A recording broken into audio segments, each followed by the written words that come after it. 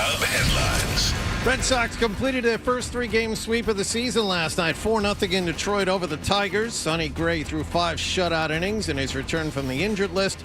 And the Sox also scored a pair of runs in the fourth inning thanks to an error from Tigers third baseman Colt Keith. Tampa Bay is next tonight at Fenway Park. Lefty Jake Bennett is scheduled to pitch. Brad Stevens met the media yesterday morning to wrap up the Celtics season. As you can imagine, he isn't happy with the final outcome. There's no question what we want. There's no question when you look at what's true that though we did a lot of good things, we lost in the first round, and we were also 3-11 against the top 3 seeds in the West and the other top 2 in the East. And so we've got to get better. He also told the media that despite rumors that Jaylen Brown was unhappy, he hasn't seen that, but his door is always open to talk. At the NBA playoffs, Philadelphia didn't have Joel Embiid last night, and they're now down 2-0 to the Knicks after a 108-102 loss at Madison Square Garden. Out west, San Antonio blew away Minnesota 133-95. That best of 7 is even at a game apiece. Bruins team president Cam Neely spoke yesterday. He had a lot to say about the end of his team's season. He said the Bruins need to find a number 1 center, either by trade or developing into young talent, and that discussions are already underway about giving someone the title of captain. Buffalo played its first game since eliminating the Bruins from the playoffs last week. They beat Montreal in Game 1 4-2. Anaheim won in Las Vegas 3-1 to tie things up at 1 game apiece. And former Atlanta Braves owner and media mogul Ted Turner passed away yesterday at the age of 87. Sports Hub headlines are brought to you by IBEW 103 and Nika Electrical Contractors. IBEW 103 celebrating 125 years of powering Greater Boston. To find a qualified contractor for your next electrical, telecom, or security project today, visit thepowerprofessionals.com. I'm John Wallach on Boston's Home for Sports, 98.5 The Sports Hub. Your next update at 6:30. Diving effort. He's got a breakaway. Goes to the backhand. Throws it in. Draw coming to the spot. The Sports Hub. Ladies and gentlemen, I need all of you to stop what you're doing and listen. Toucher Yes, I finally shaved my nuts. and Hardy Who, me? Just hanging around. on 98.5. Tinkerman, heard about you. Yeah. We're Costco guys. Of course we go shopping while eating a chicken bake. That's gross. Not a great cook, but I do cook. When I asked him about the sides, Kick them in the balls. I don't care about it, but it's not good behavior. Blaze Bailey is omitted. Toucher and Hardy we're the best friends that can be, my buddy and me. on 98.5 The Sports Hub. Let's go. Once you're NWO for life. I started frantically looking around to see if George was here. Shout out to Sarge. Good morning. Good morning, everybody. George, that's right. Run. Good morning. We are Toucher and Hardy, Town Fair Tire Studios, 617-779-0985. You can watch us on YouTube. Subscribe to 98.5 The Sports Hub on YouTube. You can listen to our podcast wherever you listen to podcasts. Listen, my parents, I did not see them yesterday. They are leaving today.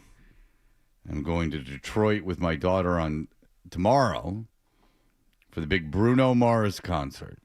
Oh, that's right. That's the whole reason for the trip. I keep forgetting that you're going there for a concert. And then but I'm going to have to, I haven't bought tickets yet to the concert. Ooh. And I got a call from the hotel saying that my payment had fallen through. Oh. So and they said they would cancel my reservation by 2:00 today if I didn't do something about it. So they gave me a number. I called them, but they've not calling me back. It was like a woman. It was like one woman. It wasn't like the front desk. I mean, you just reserved like with a credit card, like you do any hotel room, right? Right. I don't know if I gave them the wrong credit card number or what boy. happened. Oh, That's God. got to be it. Oh, God. Oh, boy. Oh, geez, Louise. Freddie, this event is selling fast. That's shocking. You mean the concert Saturday is selling fast? That's right. Yeah. So I will. I will start looking during the next break as to what I should be doing in terms of those tickets.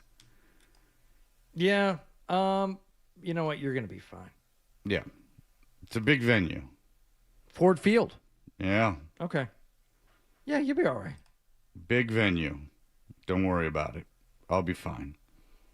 He's playing 2 days at Ford Field. 2 nights at Ford Field. So now, if given the choice for tickets in that building, where is your preference to sit? Are you down low? Or are you up high on the side? Where are you looking? We'll be on the side. I want to be down in the pit, man, for any show, especially Bruno Mars. Get down there and mosh. Okay. Just go nuts. They're asking for a lot of money for tickets right now. Someone, like, here's the range of prices, like $397, and then behind it is $2,000. That seems like a big ask. Wow. Okay. So, I wasn't aware that Bruno Mars was still that much of a thing to be able to play stadiums. He's coming to Gillette Stadium over. He's doing 2 nights arenas. at Gillette too. I mean, I know. It's crazy. Maybe it's because he was doing that residency in Vegas for so long, and people haven't gotten a chance to see him. Yeah. But it's a lot. Well, he had a big marker to pay off. He wasn't leaving Vegas. He was Johnny Fontaine, man. He was stuck there for a while. I thought he said he's finally fixed that. Well, that's what I'm saying. Yeah. That's why he had to be there for so long. So he did admit to having it. He did admit to being... I seem to remember him not admitting it, but saying that everything has been taken care of. Well, I mean, a good way to get over that debt is to be a solo artist that's playing 2 nights per stadium. I'm feeling that's a bit of a money-making venture. Yeah.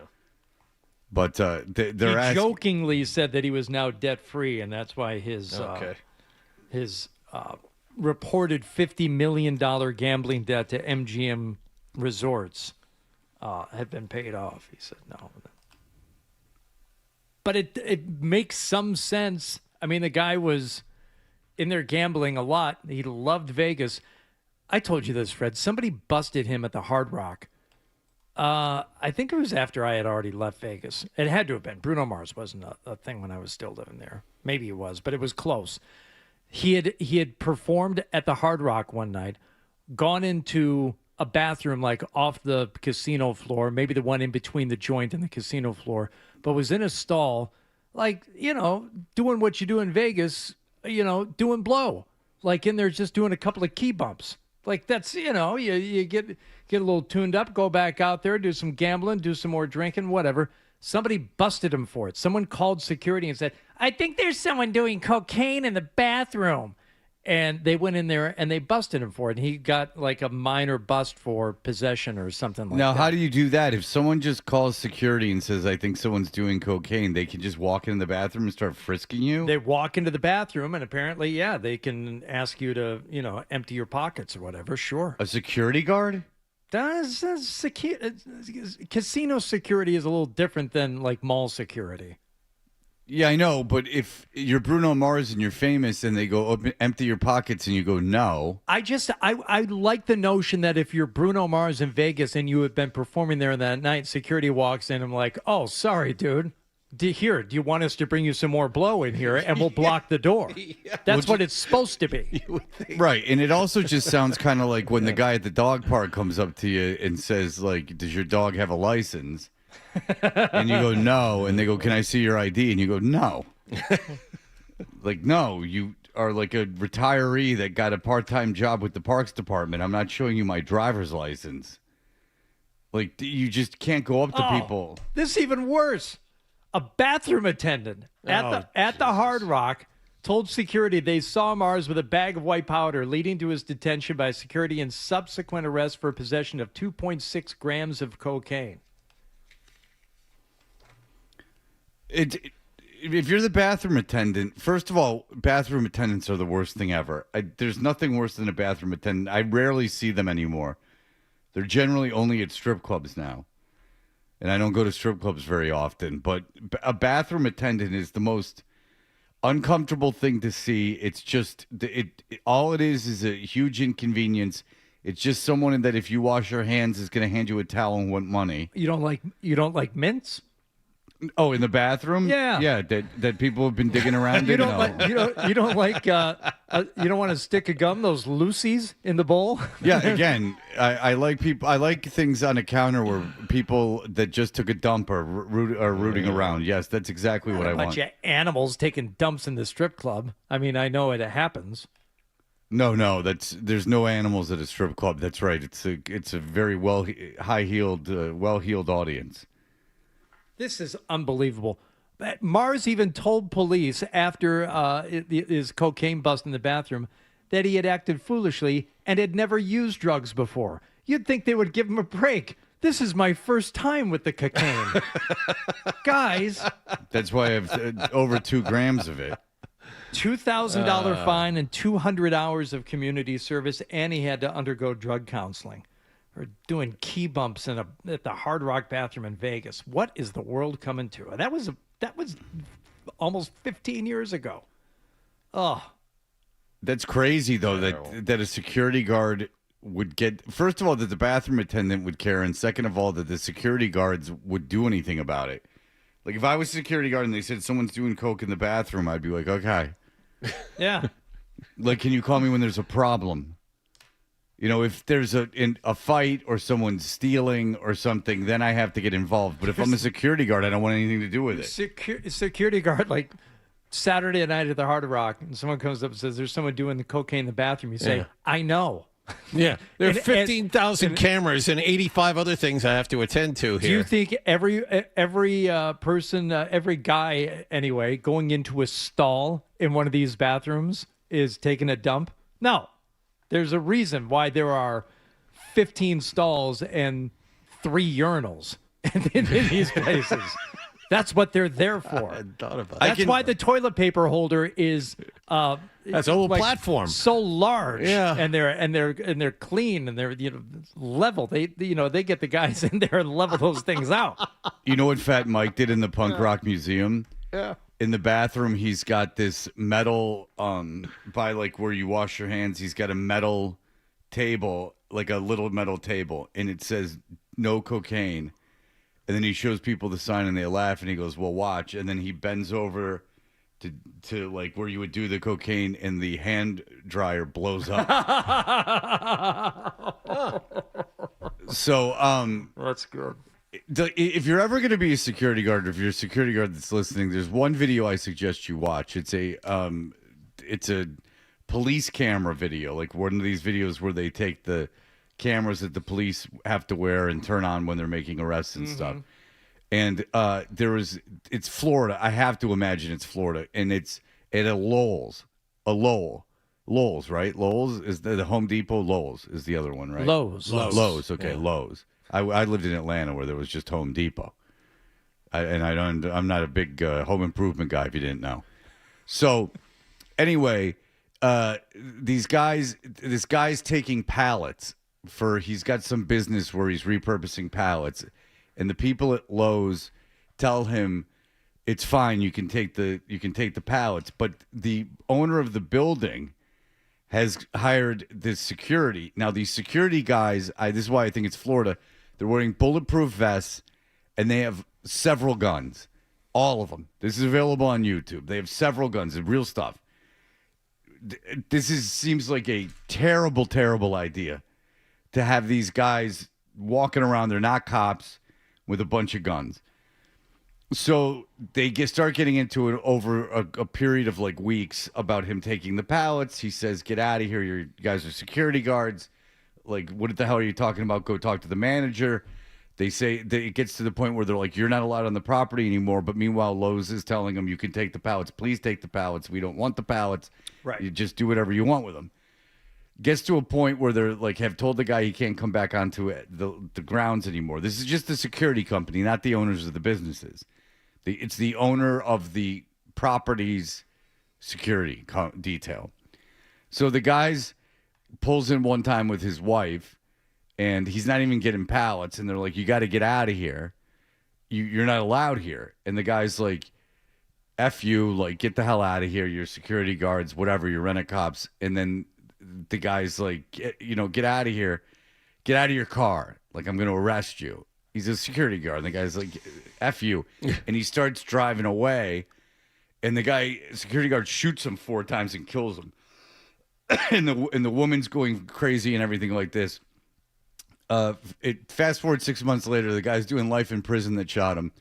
He had not even done the proper work to be licensed to carry those guns.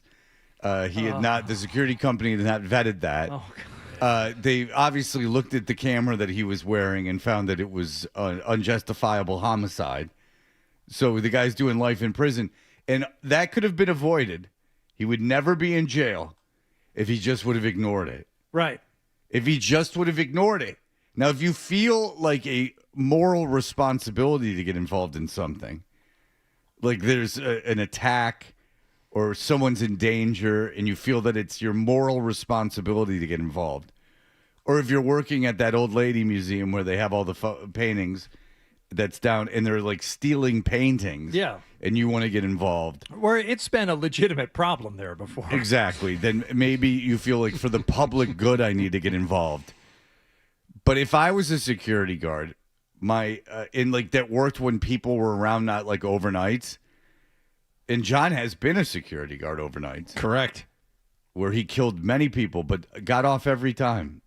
It was street justice. This was the 70s. The people had gone crazy for vigilante movies. It was the height of Clint Eastwood. And would be to just not do anything.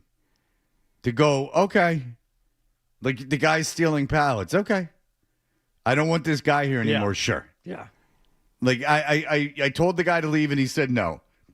So I'm going to go back and have a sandwich. I'm not dealing with this. Especially when you see some of the magic some of these people can make with those pallets. And, your algorithm is a little different than mine, Fred.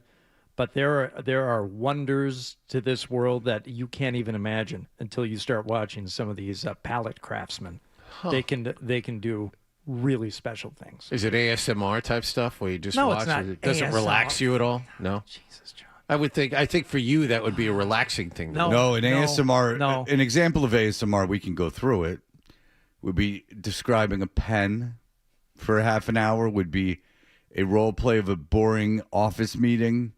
These are all things that can be ASMR. The various fishes. Doctor, give me the news. Jeez. What the hell is wrong with you?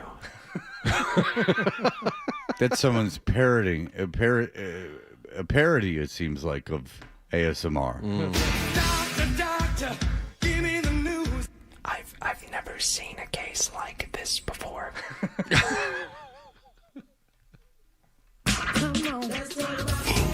Yeah, this guy. Jade,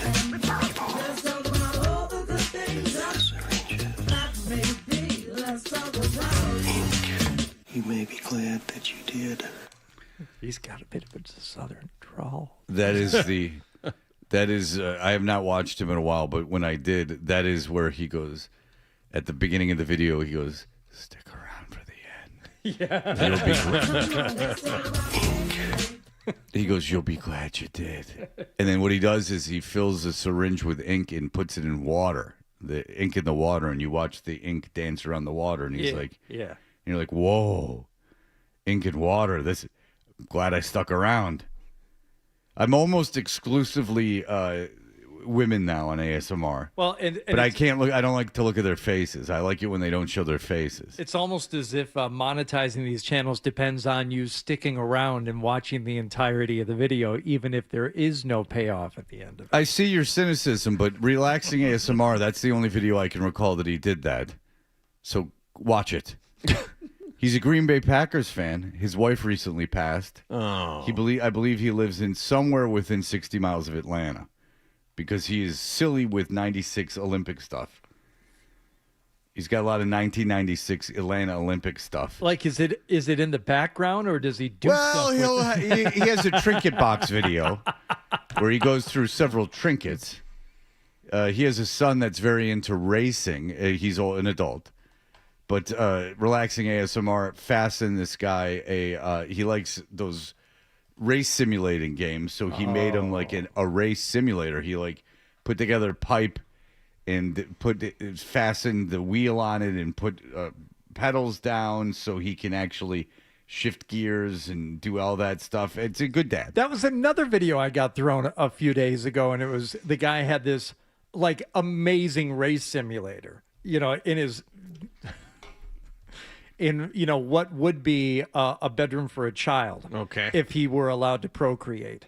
But thankfully, Yes. I think he was chemically castrated some years ago. This guy, but he That said, solves all those problems.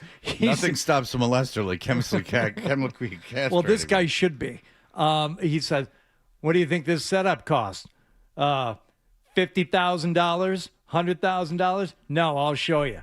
And he goes through the whole thing. It's like this monitor, and he does, like the this monitor. There's like 3 monitors: the CPU, the steering wheel, the pedals, all in $38,000. Here, Boy, did you save money? I thought this was going to be an irresponsibly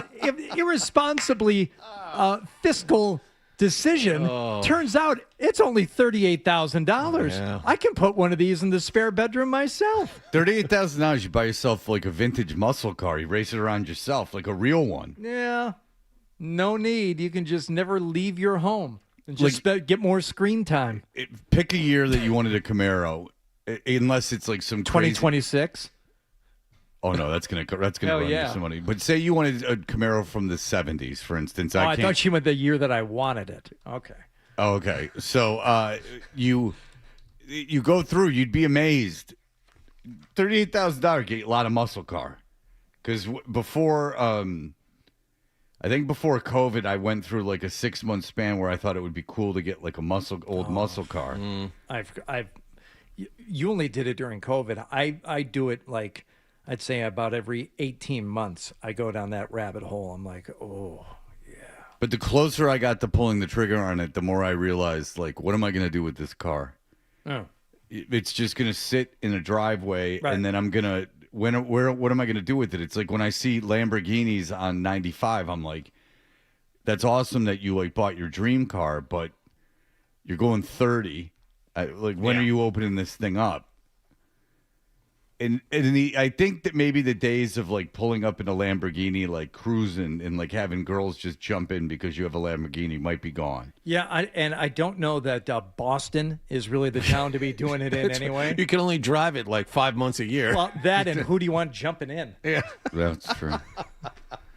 You're not allowed to pull down your sunglasses to the end of your nose, ladies walking around. Ooh, I just spotted what would easily be a Chicago 6. Come here, baby. Like a Detroit 7. I mean, that's sad. But I could picture pulling up to the farmer's market and like all the ladies who don't dye their hair with their tote bags and mom jeans. And they just look at you with disgust. Oh, boy. Hey, Double Bubble, want to ride? And they're like, no, I don't want to ride. I'm here for fresh vegetables, and you're not allowed to park here. I'm walking. I'm walking in the middle of the parking lot. You're scaring me. Go pick up some strange. No, I don't want it. This lunatic brought his dog to the dog park. Write him up. This lunatic, there's a 4-legged creature in the dog park. All right. I have my issues with that. All right. We'll be back. So much happened last night. It would drive you insane not to know about it. We will have that for you in just a moment. Stay tuned for more Toucher and Hardy on the Sports Hub.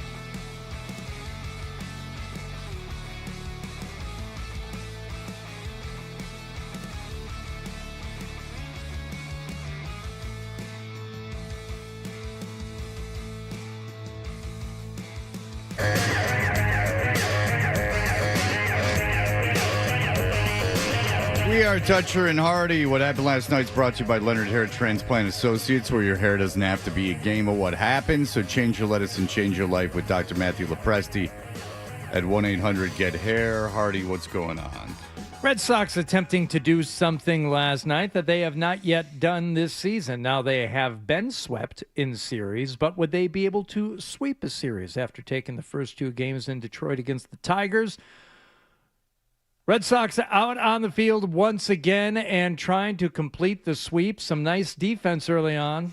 A little flare out to right field. Coming on, Abreu. Coming on. He slides, and he made the play. He caught it. That was with the bases loaded. Insane. I didn't think there's any chance of him getting to this ball. Look at this. Leaves his feet, slides, and just picks it off the blades of grass. Wow.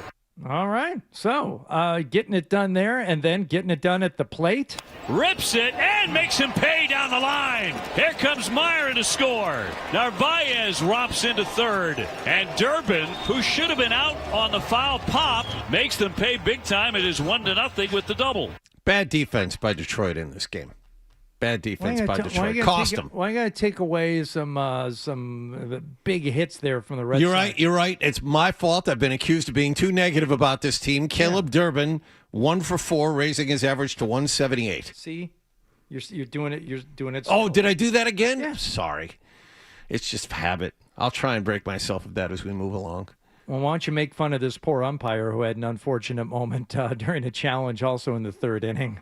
Liner, that's going to settle down on the grass and keep on rolling. Durant over to cut it. Heading into second. Veerling, here's the throw. The tag down. Safe. He got in there. Ooh, I don't know. That foot looked like it was in the air. That's close, Obi. After review, the runner was tagged on the toe. Call on the field's overturned. Boston retains. Peter Brady. That's unfortunate. Time for change. You gotta rearrange who you are and what you're gonna be. Sha-na-na-na-na-na-na-na. Sha-na-na-na-na. The runner was tagged on the toe. Sha-na-na-na-na-na-na-na-na-na-na. Toe. All right. Your boy, Sonny Gray, Fred. Coming off the IL, pitching into the 5th inning here. Check this out. Little pop. Marcelo out, and he's got it. So Sonny is sailing through that inning on just 9 pitches. He gets through 5. 70 pitches. 70 pitches, 5 innings. The Red Sox did all the work they needed to do early in this one. En route to a 4-0 win. They sweep the Detroit Tigers in Detroit.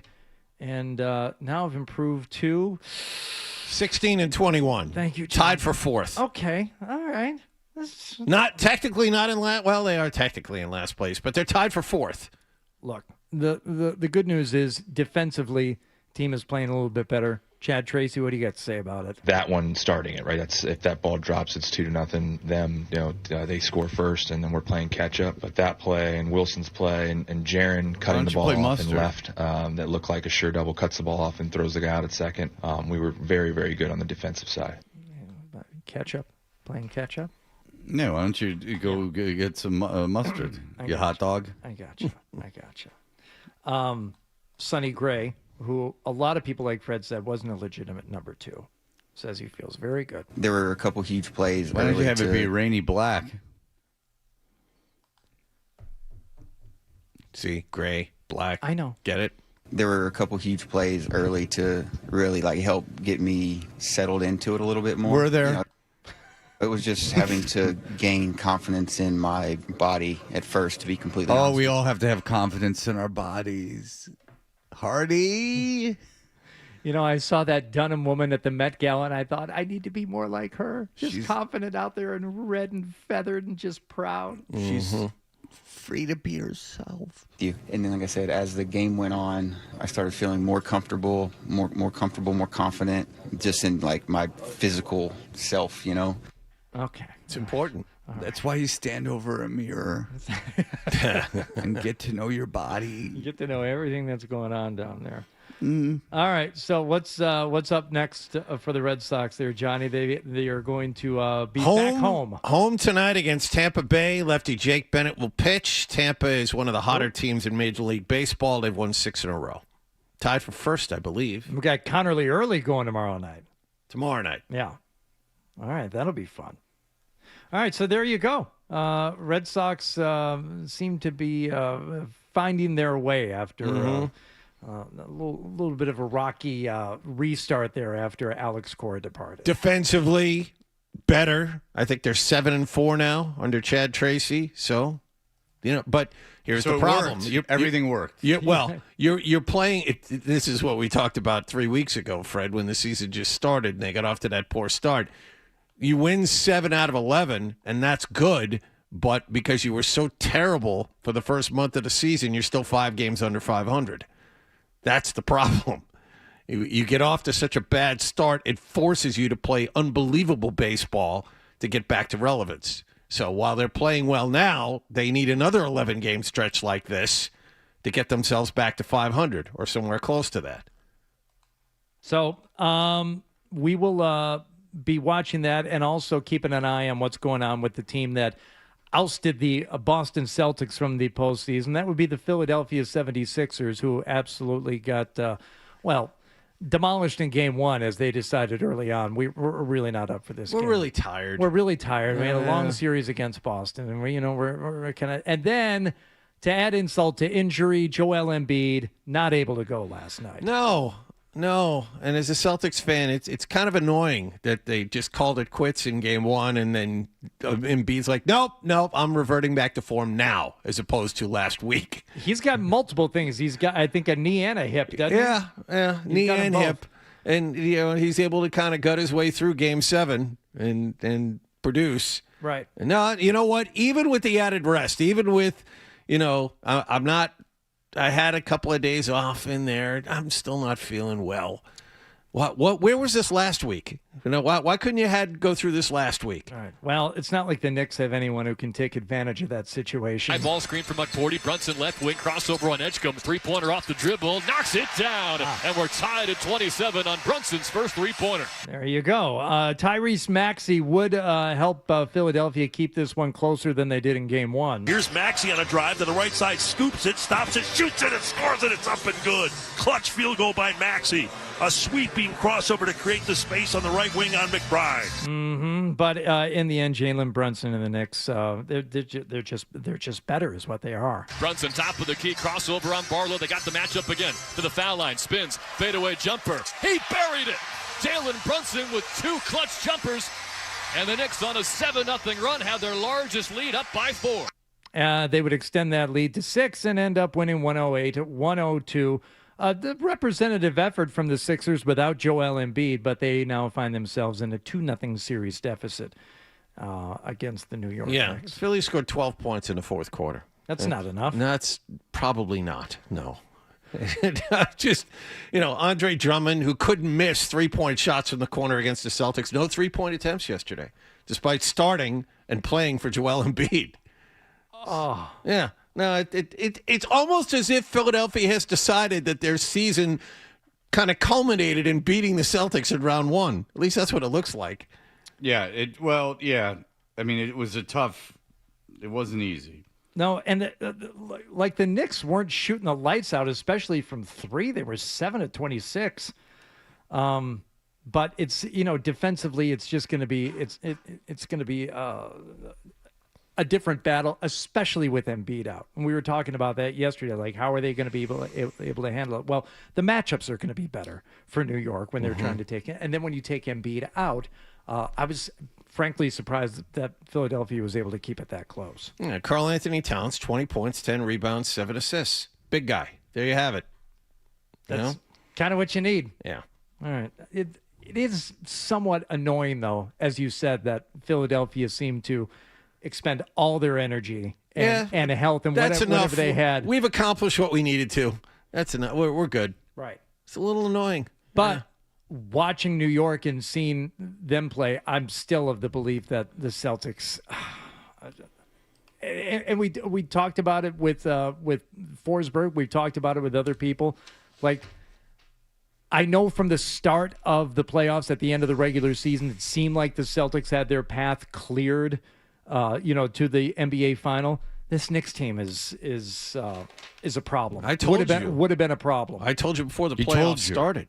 I told you. Weren't you listening? I said the Celtics and the Knicks were going to be the biggest problem for the Celtics in the playoffs. And this hypothetical series that's never going to take place, John loved them. I told you. You asked me, would the Knicks be favored? Both of you did, and I said the Knicks would probably be favored against the Celtics. I've never asked you anything. I've never asked for your opinion on anything. Come on, John. You're being really mean right now, but you did. You said that. All right, what happened out west, we'll find out as we continue here and get to the Stanley Cup playoffs also. By the way, Forsberg, with his take on what happened in that Game 7, going very viral. People are obsessed with what Forsberg had to say. Very supportive, I'm sure. Yes, everyone agrees Forsberg is right. Yeah, I got to give him credit. He put himself out there. He really went out on a limb, celebrating that the Celtics started 3 losers in Game 7 of a playoff series, and immediately lived to regret it. Still supports the decision. In hindsight, supports the decision, which is odd. But nonetheless, we will get back. We'll catch you up with the little things that happened last night and be on our way. We'll be back in just a moment.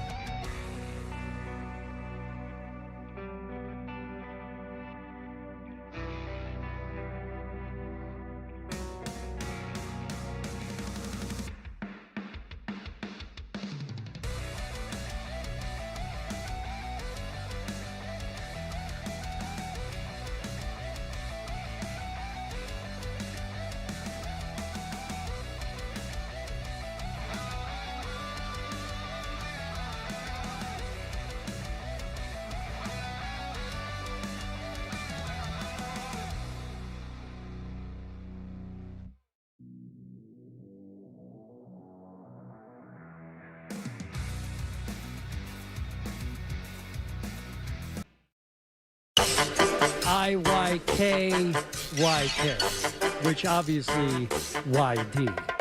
Okay? Toucher and Hardy, mornings of the Sports Hub.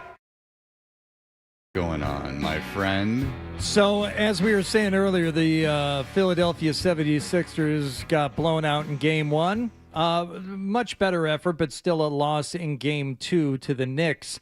Out west, it was the San Antonio Spurs who lost a squeaker to Minnesota in Game 1. Would this one be a squeaker also? No, it would not. Wembanyama, left wing three. Wee-wee, rattles that one home. 17 for Victor, 93-58. 10 threes on the night here for San Antonio. See, he's French. Yeah. Oui. Uh-huh. What? Yet? Yeah. So? You've got my attention. What are you going to do with it? Victor Wembanyama, 19 points, 15 rebounds, only a couple of blocks as the San Antonio Spurs beat the Minnesota Timberwolves 133-95. The Timberwolves actually came back a little bit in this one. The lead was over 40 for portions of this game. Yeah, a lot of blowouts. Not so great, the playoffs, with some of these games. It does seem like when teams get down by a certain amount, they're just more than happy to pack it in. I didn't see the game last night, but I'm assuming at a certain point, Minnesota just went, you know what, we split.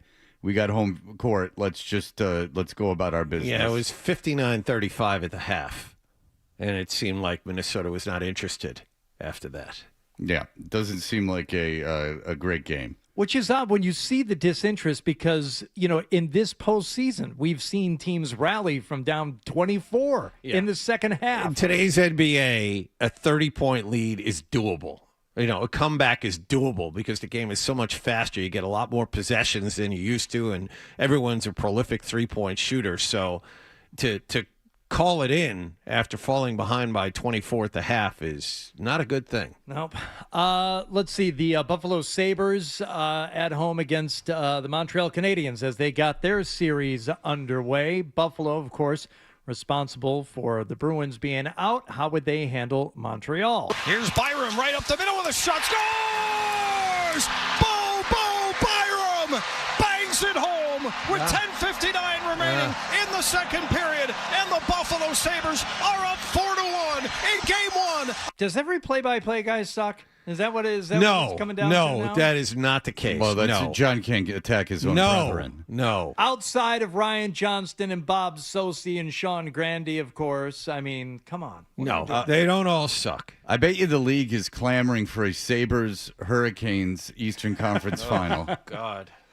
And I mean, a lot of star power. I am on. I've got my fingers crossed that the Golden Knights Ducks series goes 7 because that has got my rapt attention. I can't. Oof.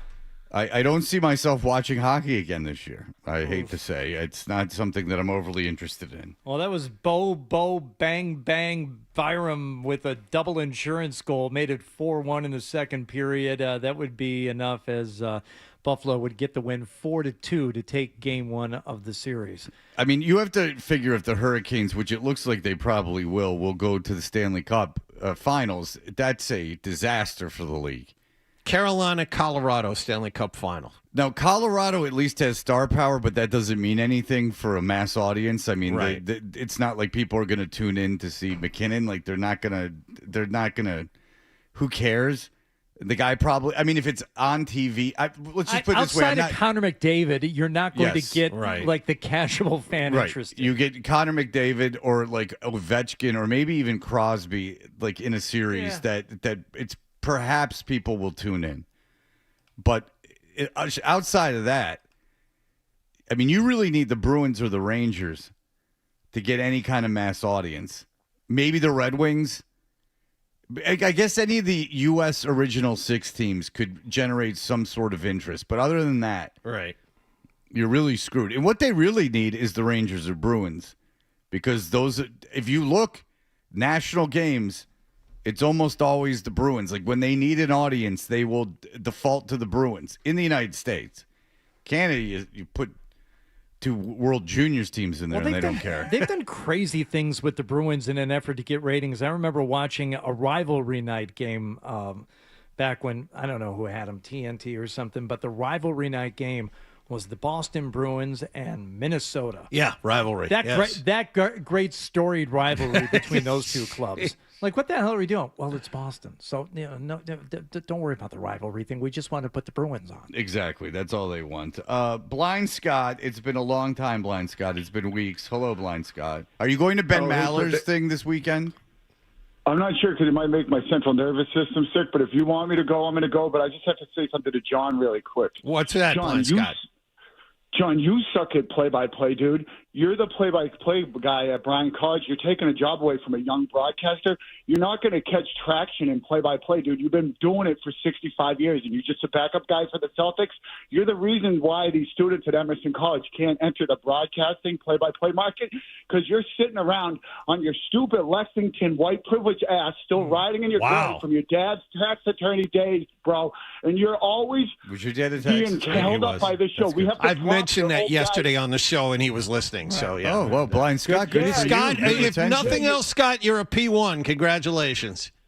Oh no, I'm the best caller, dude. I'm better than you. If I wasn't blind, I would have your job. I could do your job, no problem. Well, don't put limits on yourself, Scott. You could do it, Scott. All power to you. Start reading. Go to it, dude, man. I do your job every day, bro. I had to stop emailing because I have mental illness, but I was doing your job, bro, for you. I find that hard to Scott, I don't think that's true. Scott, don't. Okay, it's not true. Yeah, maybe no, it's not true. I'm just trying to get on the radio. All right. Man, I'm on hold. All right. Really, I'm on hold, man. Why don't you go see? Out there? Hey, I know. You're being funny, but listen, why you don't think you could handle going to the Ben Maller thing? Well, no, I want to go. I really want to go really bad. I don't think there's a problem, but I'm just going to think about it so much between now and then and then when I go, there's these loser white guys there. Like one listener said he'd give me $1 million on the show if I show up there, and maybe he will give me $1 million. And he said this so many times, but I do want to go. Like, so I want people to go. Have you met Ben Maller before? Yeah, I've met him 6 times over the past 10 years. I know all about Ben Maller. You know, he likes working overnights because he likes working by himself. He's a good radio guy. He knows a lot about baseball. He actually was a paparazzi. He had benmaller.com. Right. Scott, I have a question for Scott. It's twice now I've used the phrase loser white guys. Scott, are you in fact a white? Yeah, I'm pretty white. Like my dad was from East Germany. His family lived behind the wall. They settled in Hyde Park with well, that is a lot. But listen, Blind Scott, you should probably go to the Maller thing. I mean, it seems like it's what he lives for. Yeah, I mean, you got friends there. Let's go. I don't want to make him to make himself sick with worry and anxiety leading up to it. No, I'm being serious. Like if he's met Ben Maller, and I think I know he's met Ben Maller because I've heard Ben Maller talk about it when he talks to Blind Scott on the air. They've met. I understand that. It is the lead up to it that he's worried about, and that would worry me. But sometimes you have to, face your fear. You have to, he's very involved in that Ben Maller universe. I would go there if I was him. He's not lying about not emailing. He hasn't emailed since May 3rd. Wow. Well, he's been very active on Instagram. If you're worried, I currently have 3,286 unread Blind Scott emails. Well, let's get cracking. And you haven't been on this show. You've been on this show for 2 years? 2.5, yeah. It's been 2.5 years. Yeah. And that's just since I put him into that folder, which was, last fall? That's a lot of email. Yeah. Get started. Well, they're not very long because it's just a subject line. There's no text. Yeah. So there is that. I mean, when he's really manic, he can get going and you can get several. But all right, John, I don't think he even meant what he said, if you need any reassurances. Thanks. It seems like he was just trying to get on the radio. I didn't take him for that reason. I took him because there was nothing left to talk about. Oh. But we have something to talk about. Diana Rossini, how her husband is still with her is really amazing. I'm not trying to break up a family, but there is a point where a man has to tap out, or a woman for that matter, regardless of gender or sexual gender. I'm having a little trouble talking today. Regardless of gender or sexual preference, when your partner that you have committed to speaks in a certain fashion, and you're getting reports, if true, that they're more upset about losing the affair than they are the marriage. There's a time that if I was the friend of the guy or the woman who would be involved in this, I would take them by the ear and I would pull them out and physically remove them from the relationship. But I'm sure the guy's going to leave her. He's just he's buying his time, or maybe the process has already started. But I mean, this is ridiculous. The idea that they denied it is really, they just made such a horrible mistake, because now people are digging and they're finding that these people have been like actively dating for 6 years. So we will talk about that in just a moment. Oui. What? That's...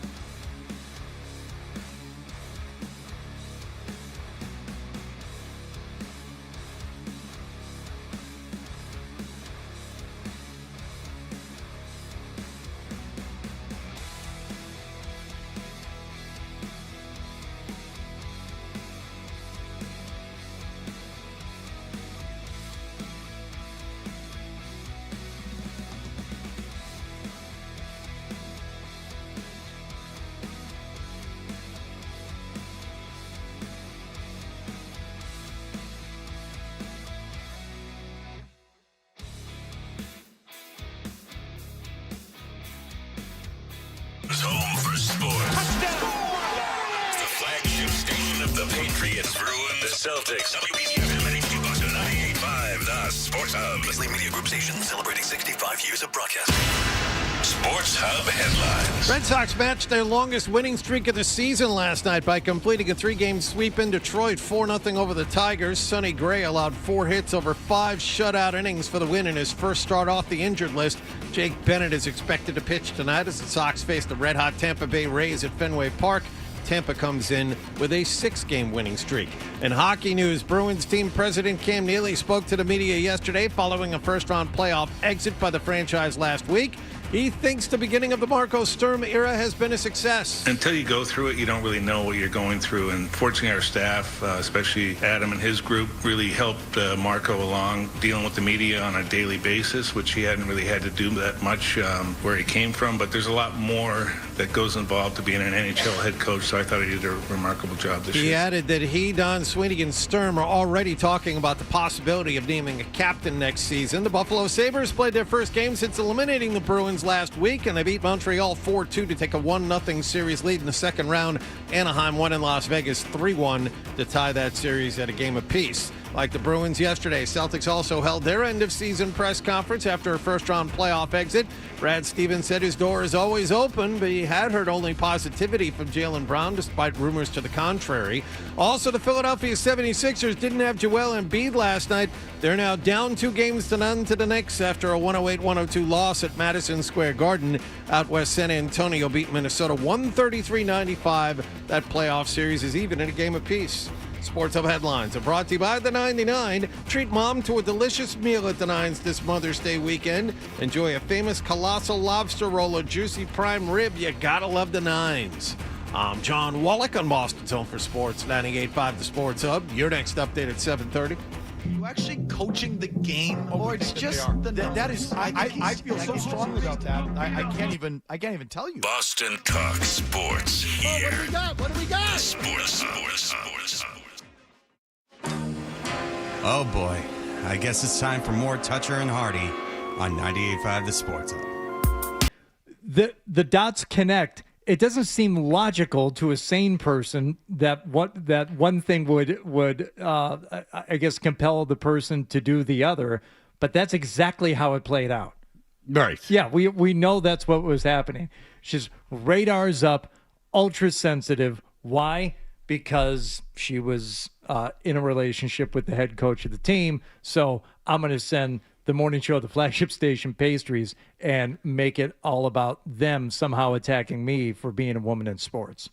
Right, which was the thing which was really a bad thing to do because A, now it's got our antenna up for Rossini, and B, we had only made fun of an interview she did with the coach from Minnesota, O'Connell, just for being corny. It had no sexual vibe to it at all. It had nothing to do with sex. So that's like what I don't understand. She just sent us pastries. But no, I didn't understand at the time. I understand now. She was having sex with the head coach of the Patriots. And we're in New England, and the Patriots on our station. So this is, there's two stories. One is they were not overly good at the affair. Well, they probably, they were. Right? It seems like they were having it for 6 years. But they were pretty fast and loose with the whole keeping it a secret. So when he was head coach at Tennessee in 2001, and I'm going to get to the thing here, so don't spring it on people because I'll get to it. They went to Putnam County, Tennessee. You understand Putnam County. It's a beautiful county. Okay. But don't run afoul of the sheriff if you're trying to smuggle beer.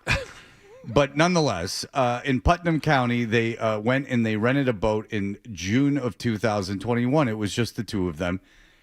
Mike Vrabel took a picture with the staff. He asked them, please don't post it. Diana Rossini would not get in the photo. But again, TMZ has obtained the logs. The two of them went on the boat together, which you have a plausible deniability. You just went on a boat.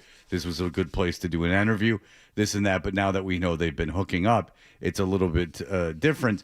But the timing of it is odd because Diana Rossini was pregnant with her first child while they went on this boat. So even while pregnant, she was going. You'd think the pregnancy might like slow down the affair, like that. This I would ask, like first of all, for numerous reasons. Like if Vrabel knew she was pregnant, like okay, this is a perfect excuse to not bang her for 9 months. Like, it's going to be a body that you probably don't want to have sex with unless you're into Jugs magazine or something and you love the lactation, as some men do. But you would think that I'm just putting myself in his shoes. I can absolutely understand having an affair. You get sick of your partner. You fall in love with another person. It's all exciting. Obviously, these motivations are clear. But if they're married...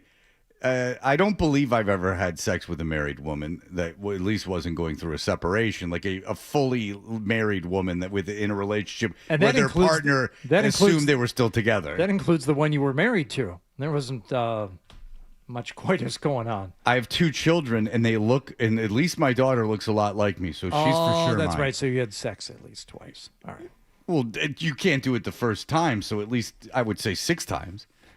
And plus, my ex-wife screwed up her cycle for the first 7 months she was trying to get pregnant with her first child. So there was a lot of swings and frustrating misses where I was going, what? And they said, there's nothing wrong with either of you. And we were like, huh? And then she goes, oh, I got the app wrong. And I went, oh, boy. And then you know what? As soon as she figured out the app, guess what? She got pregnant right away. It was like a whole thing.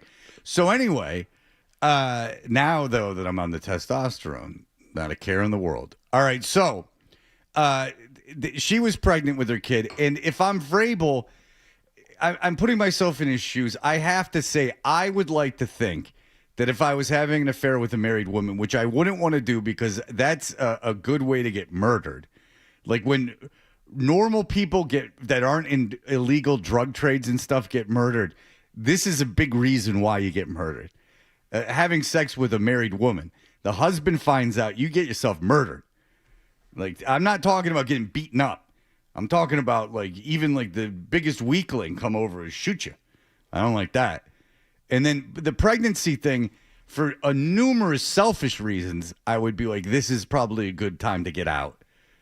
Like, she's going to have this guy's, or perhaps mine, in I don't know. I mean, she named the kid Michael, right? This is the one she named Michael. She was pregnant with turned out to be named Michael. Right. So maybe if it was his, I guess, then it makes even more sense to go on the boat with her. But if it wasn't, and it was this other guy's kid, I would be like, all right, I'm not having sex with a pregnant married woman. That's where I draw the line. And then, you know, I don't know how pregnant she was at the time, but if she's showing, I don't want to have sex with her anyway. And I'm under no obligation to, as she's not my wife. Like, if your wife is pregnant and she wants to have sex over the course of the pregnancy, there's almost an obligation to do that up until a point. But if I'm not married to you, I don't feel any obligation I have to have sex with you when you're pregnant. Especially if you're showing. That's gross. But anyway, I mean, it's beautiful. But sexually, no. Mm-hmm. But now this comes out. Now we fast forward to present day. So far we've seen that in a casino. We've seen him at a bar in 2020 making out. Mm-hmm. We've seen him at a casino. We've seen him on a boat. We've seen him at a resort in 2026. This affair spans years and years and years. So this article came out in the Irish Star. So it's the paper of record as far as I'm concerned. Yeah. And it's all in green. Yes, of course. As is the way in Ireland. And I will just read you the article. The aftermath of Diane Rossini and Mike Vrabel controversy. I don't know if it's a controversy. They just had an affair. And the problem is they denied it. Controversy. Honestly, if they hadn't denied it, I don't know if we're doing this break right now. No. Because it's just that they had an affair, and that was their business. But you denied it publicly, and you were and when you resigned from The Athletic, you were all like aggro about it. Like, don't deny it. Just don't say anything. Well, people would stop digging. If they'd both just admitted that it happened, people wouldn't be knocking on doors in Tennessee trying to figure out if they had rented a boat. Absolutely not. And if we had found out, we would have, all right, this another thing has happened. Well, that's the thing is that I agree, John, it wouldn't be nearly as big a deal because people would probably still dig because, you know, you can post anything anywhere. But the problem is that that you would post things and it would be just kind of, for Reddit, right? Or like for like just some random article in a sea of articles on TMZ. Right. It wouldn't be something. I don't believe that we would still be talking about this. At least I wouldn't be motivated to if they hadn't denied it. Because now this is all very interesting because they had the gall to, and not just deny it, but like it's laughable. And how dare you? This, well, no, you were having a very long-term affair. And there's really no doubt about it. And now they're all scrambling. It goes from a difference of people just thinking whatever they're going to think about someone who has an affair, whether you feel judgmental about that or not, and that one's probably going to be split. But the fact that they essentially called everybody stupid, now you've insulted everybody on top of it. So even people who wouldn't have cared about the affair, and I think there's a large number of them, Fred, like we talk about, it's like people have affairs. It's not great. Oh, I'm not offended by people having an affair. That's their business. That really doesn't change my opinion much, one way or the other. Oh, but you did that whole, this is laughable, how dare you? Mm-hmm. All right, well, now you've insulted everybody's intelligence. Now I do have an opinion on the matter. I agree completely. All right, so her husband's name is Kevin Goldschmidt. They got married in a Zoom ceremony in 2020 during COVID, which, when you put that kind of commitment into the ceremony, it's hard to believe that you wouldn't take it seriously. Maybe you wait until after COVID to get married. But nonetheless, this is quotes from apparently friends from Diana Rossini. You think getting a dog during COVID was a rash decision? You just go to rehab like a normal person. Yeah. And I was the only one, by the way. Good luck getting into bed during that. Her husband has felt sidelined for a long time, and this controversy might be the finally pushes things to a breaking point. And so you think, okay, this is admirable. The guy wants to keep the marriage together. They have 2 young children. He can forgive this affair, but it continues. At the same time, he's dealing with embarrassment. He still cares about her and would want to find a way to fix some things. If he can, the emasculation has taken a toll, though. The marriage has been characterized as having suffered a serious hit in the weeks following the whole thing coming to light. And now here's where you got to leave. Here's where you got to leave. This is the part that grabbed me. A source close to Rossini revealed that the personal toll extends far beyond the professional consequence that have already cost her job. On top of that, her marriage has taken a serious hit. Yeah, that's very difficult. Mm-hmm.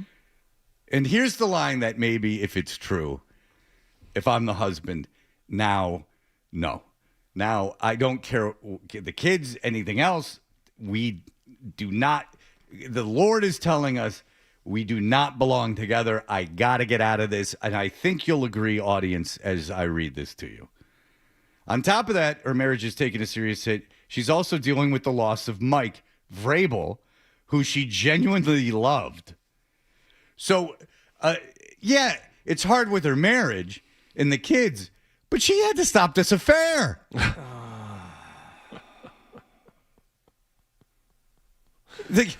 How, if you're the guy, say any of this is remotely true. Depends on how evolved he is, Fred. Maybe he's one of these people who feel that we're not just supposed to love one person. You can love multiple people without affecting the love of another. Well, no, this is not an open marriage situation. I would tell you this, because if it was an open marriage situation, I would have my husband, and if I was the husband, I'd be like, it's an open marriage, I'm doing it too. Like I'd want that out there lickety split. Because at least then it seems like everyone saves a little face here. Mm-hmm. I mean, I'd rather be a guy that admits to swinging than I would be cuckolding, essentially, at this point. And I don't want to take shots at the guy because who knows? Right. And he didn't do anything.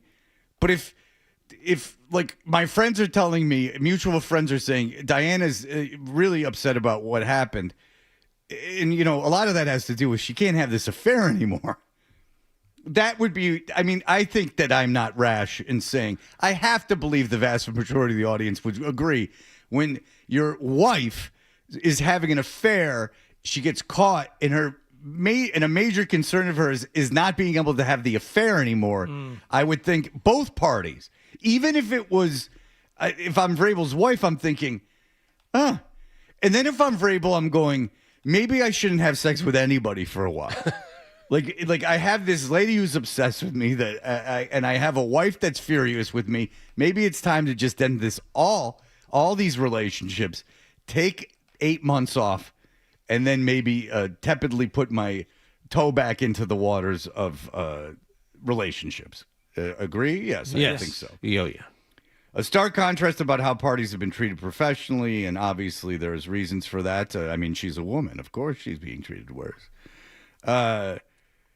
She had to resign. And here is a quote from a friend. She's not going to get the same concessions that Mike got in keeping his job. As unfair as it may seem, it's her reality. I don't know if it's unfair. She is, of course, a journalist, and he is a coach. The journalist is supposed to be not having personal relationships of this nature with the people that they're covering. I guess the same rules don't apply to a coach. It makes logical sense. It is unfair. And that's the wild card about Rossini, that if I'm Vrabel, I can't sleep. And that maybe also it's better if this marriage doesn't exist anymore, because it kind of takes the artillery away from what she says, because there are also people saying that Rossini is at least gearing up a little bit to start talking, which is, if she wants to keep a job in media, what she's got to do. She can still work in media. She can't be a reporter, covering news, making things, breaking news and stuff like that, where it requires. She could obviously, there are other things. She could be a personality that just is doing what we're doing. Like, we don't go get sources and cultivate news to break. And that requires relationships that have ethical standards. If you're just an entertainer, you can do whatever you want in terms of these things. Like if John was, with the,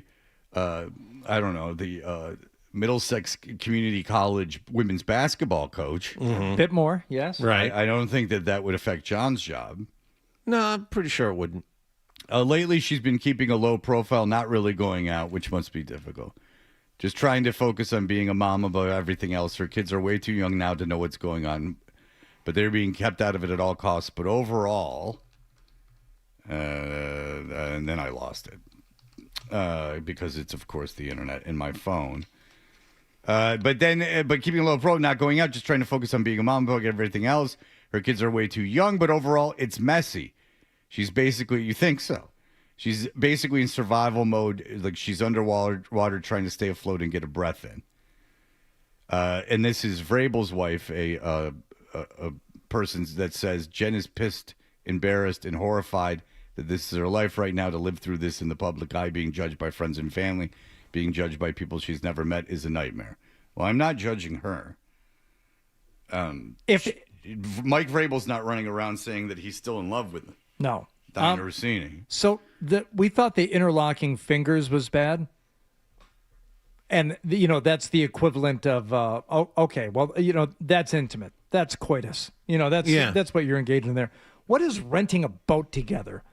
That's like engagement. Yeah, doing the Titanic off the bow. Probably not. That's something. That's something you only do once you're well into a relationship and you're thinking about taking the next step. You're thinking about engagement. You're thinking about moving in together. 2 or 3 hour boat ride. You don't rent a boat with somebody unless you're in there. I mean, this is well established now. But if you were doing a piece on someone, like a long form piece, like renting a boat and taking them out and talking for 3 hours, would not be odd. You read features that they do, guys will embed themselves with someone for not in bed, but they'll embed themselves with someone for 3 days and they'll go do stuff. Remember the good Charlotte Wilder one where she was with Fisher and she went and rode ATVs with him? I do remember that. Charlotte Wilder had a funny article about Fisher, the ex-coach from Tennessee, oddly enough, where they rode ATVs and stuff.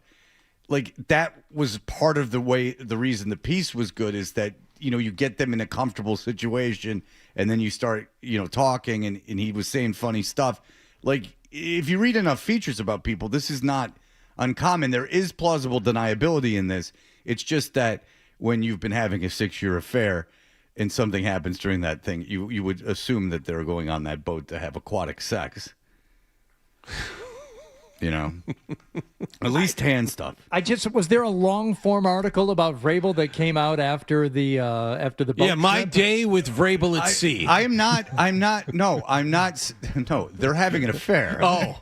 I'm saying if the idea of a reporter getting a boat with a coach is plausibly deniable, because you could say I was working on a long form piece. Right. We went on a boat. Like, I've read articles where people went fishing with guys. Like, it's part of what you do is that you spend 3 days with a person going around and doing stuff that they like to do to get an idea of what they're like as a person, because you're not just talking about X's and O's, you're talking about how they are as a man or a woman. Right. But we know that's not what this was. No. They were dating. So yeah, but and what that signals like another level of dating. I just assume so, like an activity of this nature. Yeah. I assume that, yeah.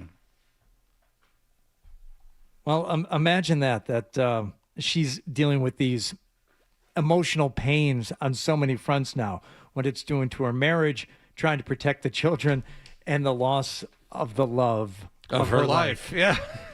Yeah, that's where I would be if I was Vrabel. I'd be like, no, if you were her husband. Or if I was her husband. Yeah. Well, if I was Vrabel, Bye. too. Yeah. Also, if I was Vrabel, I'm like, uh-oh. Like, this is not going away easy.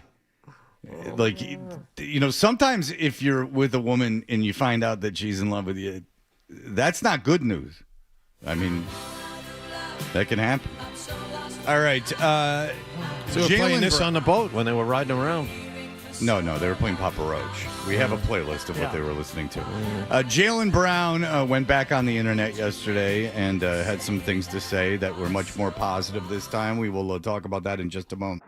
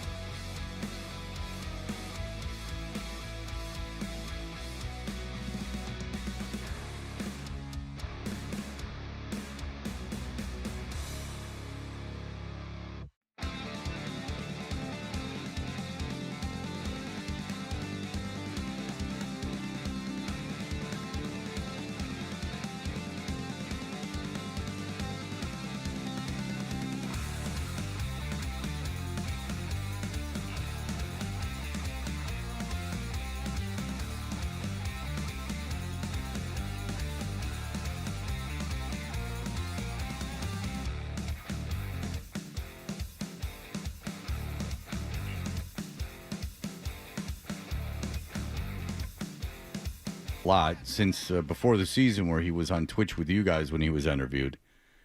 People don't like when you talk about Jaylen Brown. He is a very people think that you're destroying him just by mentioning his name, but that is the chance that we will take because obviously someone's going to call in and they're going to go, all you do is crap on Jaylen Brown, and then I will go, what the hell are you talking about? When do we crap on Jaylen Brown?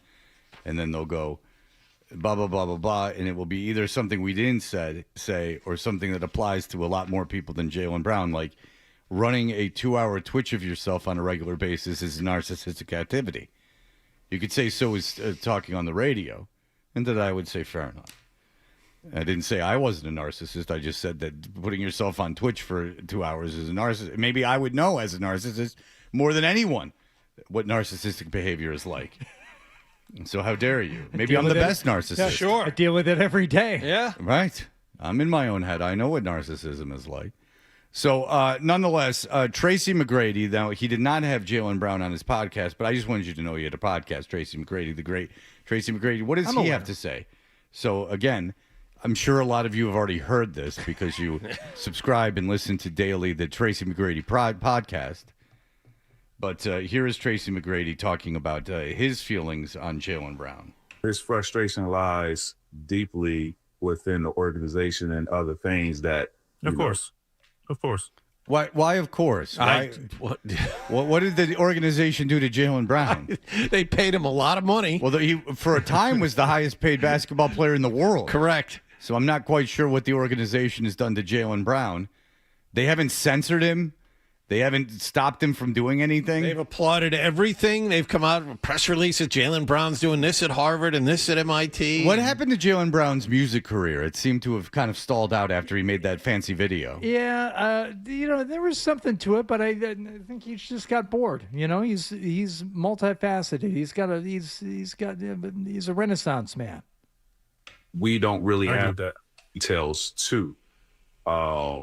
There's just been a lot of stuff, that I've been hearing just going on with the Boston organization, with JB, so I think part of him is like, I showed you guys more of who I am as a basketball player, not only just what I did on the basketball court, but the leadership that I displayed within, this team. And you've seen that, not having our, best player in JT.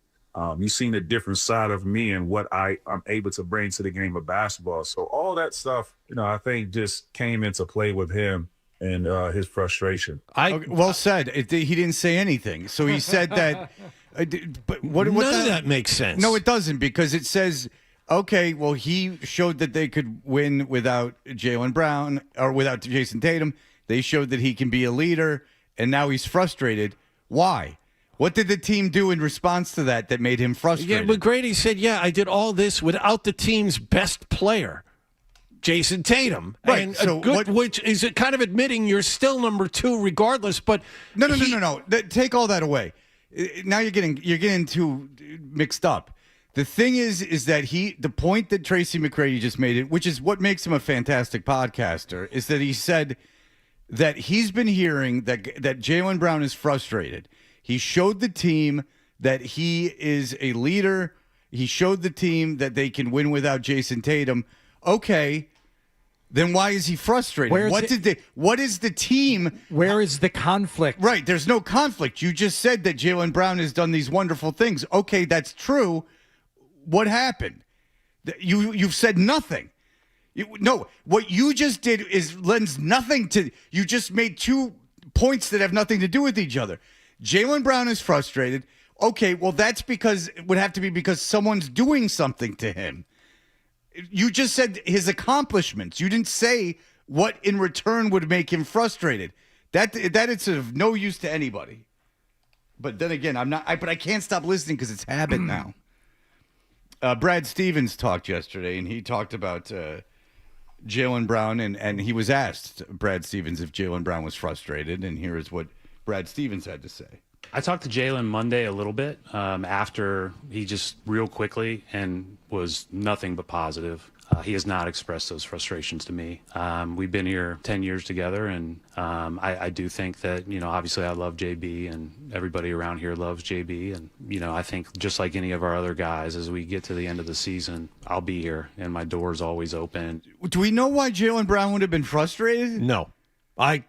You don't. But because no one's even said why. He's not being oppressed in any way, shape, or form. He's getting paid for his services. He was a superstar this year. Frustrated after losing, yes. Frustrated with the officiating, yes. But none of this comes back on the team or with the front office or anything else. How would they? I don't understand what negative things could they possibly have to say or do to Jaylen Brown after this season. Maybe he was frustrated. Scored 33 points in Jr.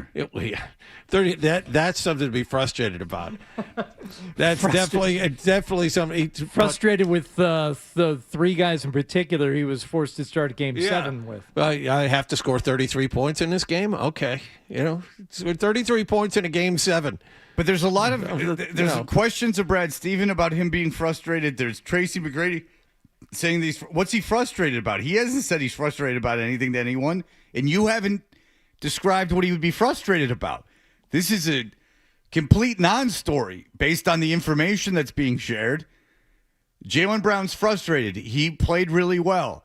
He showed himself to be a leader.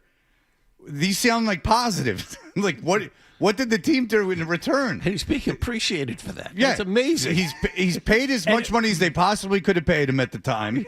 He's 2 years into the deal. I don't really understand. He's got job security for another 3 years at over $50 million a year. Yeah. Is that all that you have there from Stevens? Yes. Okay. Because and Stevens talked a lot. These season-ending pressers. I do have a Brown respond to the thing about it, which would kind of lay into this. Let me play this. All right, go next. So Jaylen Brown hears this, and now he goes on Twitch because he's heard that he's frustrated. And again, there's no information, just his accomplishments. And here's what Jaylen Brown had to say in response to the idea that he's frustrated. A lot of stuff swirling around the Celtics and the organization. Hate that our president of basketball operations even had to respond to this. Me and Brad have a great relationship. I love Boston. If it was up to me, I could play in Boston for the next 10 years. I'll say it again. I hate that I hate that Brad even had to respond to this. Like I said, me and Brad had a great relationship, and I can play in Boston for the next 10 years. I love Boston. So with that being said, moving on, I say this and I stand on this again. And y'all can click this up. This was my favorite season. Is that a Patreon thing going off, like where people are donating? Is he with Peter Gammons? It's not anything in here. No, that's on the thing. No. This is in this. This is on the Twitch thing. It's the GoFundMe counter. Yeah, I wonder if people are just donating like 50 cents here or there for him, right. Motivation for him to talk. Yeah. Okay, so of my career. Like, I will say it even louder. Like, I stand on it. I triple down, quadruple down, whatever y'all want me to say, chat.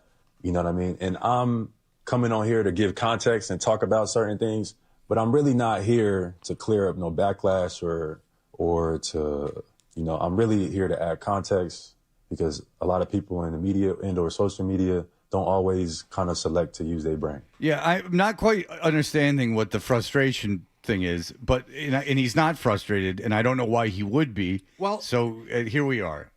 You're just talking about frustration, as a whole. He could say this, and even Brad Stevens could have said it. Does Jaylen Brown, what about the frustration?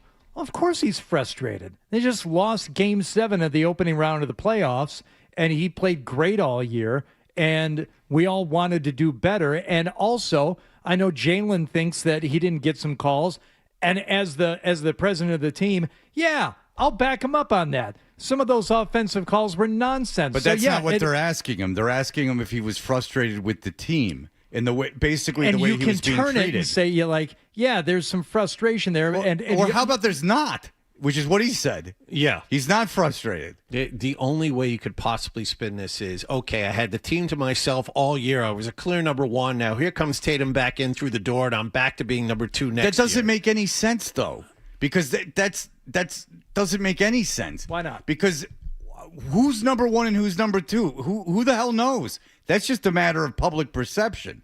There's nothing the team can do. I mean, they play the same amount of minutes. They're on the court at the same time. There's the same basketball. What the hell can the team do to go, you're number one? He got paid more than Jason Tatum when he could. And then Tatum's contract, because he's a year younger, came up. And then Tatum got a little bit more than him.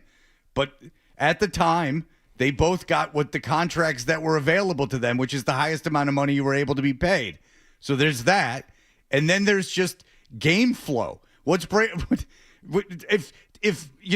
we come on the air and go, Tatum's the better player, what the hell does that have to do with the Celtics? There's nothing they can do about that. Right.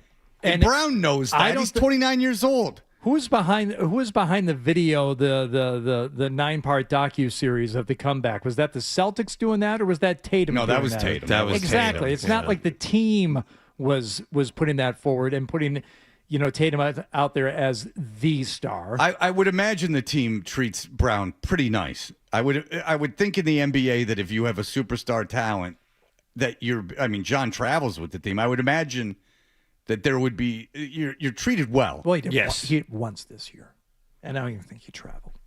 Shh, not supposed to know that. Joe, go ahead. Yeah, that's supposed to be industry. Morning, gentlemen. I think the only thing that he could possibly be frustrated with would be Tatum not playing Game 7 because it ultimately resulted in the loss. So Steven said it's not about the team or the organization or the group, but it's very possible you could be annoyed that the guy didn't play. Right, so then it's disingenuous that Tracy McGrady is making this big case that Brown has accomplished all these things and now he's pissed at the team because that's that's not Jaylen Brown's thing. Like, you could be like, oh, I wish Jason Tatum played, but then you're not gonna go to people behind the scenes. Oh, I'm so pissed at the Celtics. Why? Jason Tatum Brown didn't play. is a Finals MVP. Would you rather be a Finals MVP and written in lore forever, or a couple first-time NBA teams?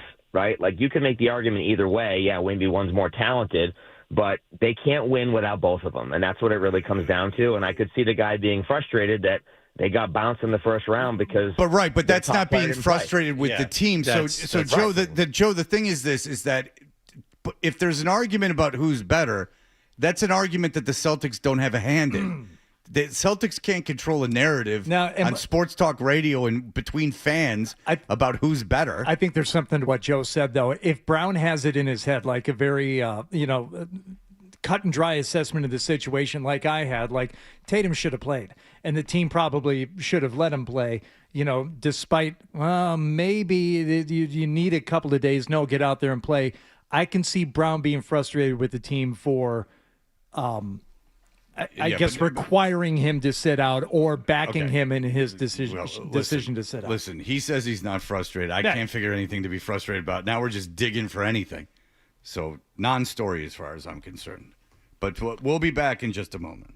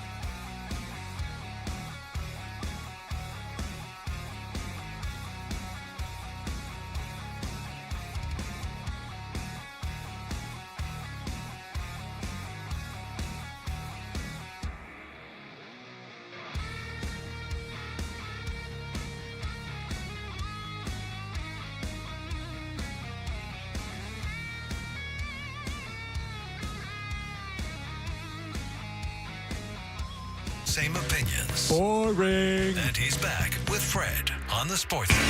Yeah. Hello. Hello, Bob. Okay. I was calling in to complain about something I was hearing yesterday. I used to listen to 103.7, and since they're been sold, I tuned into your station. And there was some man around 3 o'clock or so, and he was acting like he was the biggest bull in the ring. F this, F that, up his giggy. You know, like, and it's like, hey, why don't you talk sports and instead of trying to act like you're the toughest guy on the block? Yeah, and I bet you he couldn't fight his way out of a paper bag. I don't think so. And the thing is, you think he could put up the dukes and take care of business? Probably not. Well, that's what my opinion is on the matter. He's got a mouth. He's got a mouth. And you know what I'd like to do with that mouth? Give it a big tongue kiss.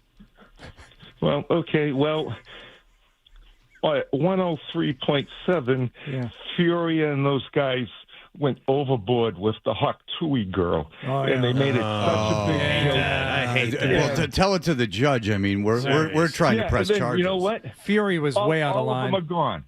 They were all fired. Yep. You know, I thought there was a boat sinker, but that's not the story. Yeah. Okay. But anyway, just tell the guy, try to act a little more mature. Yeah. Everybody would enjoy him a lot better, and he doesn't have to. He's got a thick skull. I keep trying to tell him, but he won't. But Bob, I mean, believe me, I've sat the guy down and I've intervened. I got his family together one time, and you just can't get through to the guy. He's about to swear constantly. Well, it hurts your brain. But tell me. Go to work. I mean, right. All right, Bob. You go to work. All right. Keep it clean out there, all right? Do your job. Keep her between the lines, buddy. I will. Take care, buddy. All right, thank you, Bob. There you go. Thank God. He has some stuff to get off his chest. And you hear a call like that, and you go, oh, that was odd. And you go, oh, welcome to our email. The guy that just called, we get emails like that all the time. He was acting like he was the biggest bull in the ring. Bob was very out of breath. He was almost breathless in I his was going anger. to say that breathless style. He's a fan of afternoon sports talk. You got to tell he's a fan of Wilson Phillips. Leave me breathless. Peter. Hello. Gentlemen, good morning. Good morning. So one thing that you're kind of skipping over, which was more towards the beginning of the season, which could be carrying over. Now, I worked for one of the owners at another one of his businesses. He's been around the office saying how he's shocked that the team did what they did because they expected to lose. Wait, what? Wait. So you work for one of the owner of the Celtics companies? Yes. And he's walking around saying what? That there was the expectation was that they weren't going to make it far. They weren't going to do much. That the losing record, they weren't going to make it in the playoffs. They weren't going to do anything. They were expecting to basically lose this year. Right. Okay. So Jaylen, if he's feeling disrespected, it's that they did not trust him to put a good team around him to carry that team. Well, no, but that's not what happened. That's not what happened at all. That's not even close to what happened. No, they got under an apron because they were paying Jaylen Brown. Yeah, they didn't want to pay exorbitant tax fees on the total salary of their roster, so they cut $350 million of it. And it would be a little disingenuous saying, "Can you pay me the most amount of money possible to pay me, make me the highest paid player in basketball at the time?" But I want you to surround me with lots of stars. Yeah, and then get a bunch of guys in here on rentals because that other highly paid guy is going to be coming back probably this year. No, Jaylen Brown's not dumb. He understands the finances of the business, and he also understands the expectations had to have been lowered once you lose a key member. Now, whether he wants to acquiesce and say that, yeah, he's the best guy on the team, at the very least, Jaylen has to understand that he and Tatum are 1 and 1A, and if one of them's going to be gone, the team probably is not going to be expected to be as good. Well, again, it's just simple. Anytime you're searching for a reason why something may be a way that someone's saying it's not, Maybe it's just not.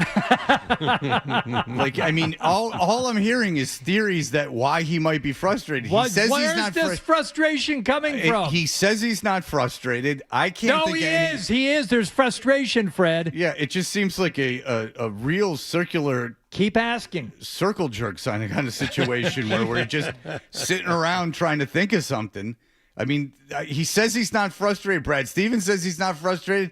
They can't think of any good reason why he'd be frustrated. Perhaps he's not frustrated. If you keep asking about the source of the non-existent frustration, you will it into existence. Well, it hurts your brain. Yeah, it does. It certainly Yeah, does. It does. His problem with whatever happened at 3:00 was they were about to swear. Oh. Was his thing. Well, you probably heard him say the fakakta and all those other silly No, that gets very ethnic. It's very ethnic, and no one likes that. Of course not. I don't even know if we heard anything about the porking that was going on. Oh, but that's if a good you heard point. that, You think that? Then we would have been in big trouble. All right, Pablo Torre has a new expose, and it's just if you're rich and use technology, you can be a real dick. But we'll get into that in just a moment. Went overboard with the hot Tui girl.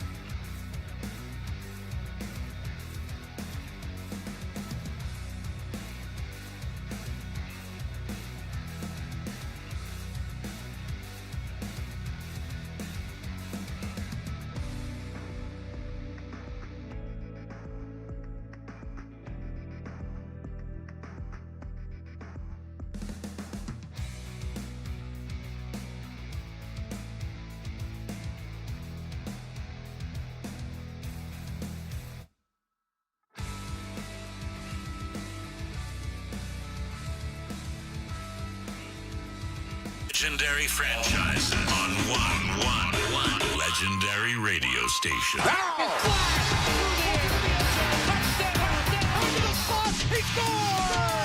It's the Sports Hub.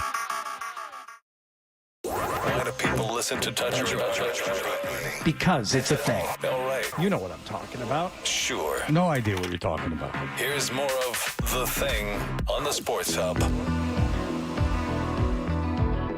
We are Toucher and Hardy. You can watch us on YouTube. Subscribe to 98.5 The Sports Hub on YouTube.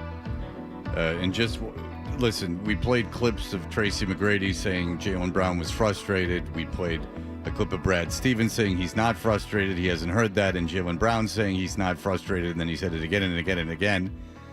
But yet there seems to be this swirling debate that Jaylen Brown is frustrated, even though both parties say that that's not true. But one final phone call on the matter. Carlos, go ahead.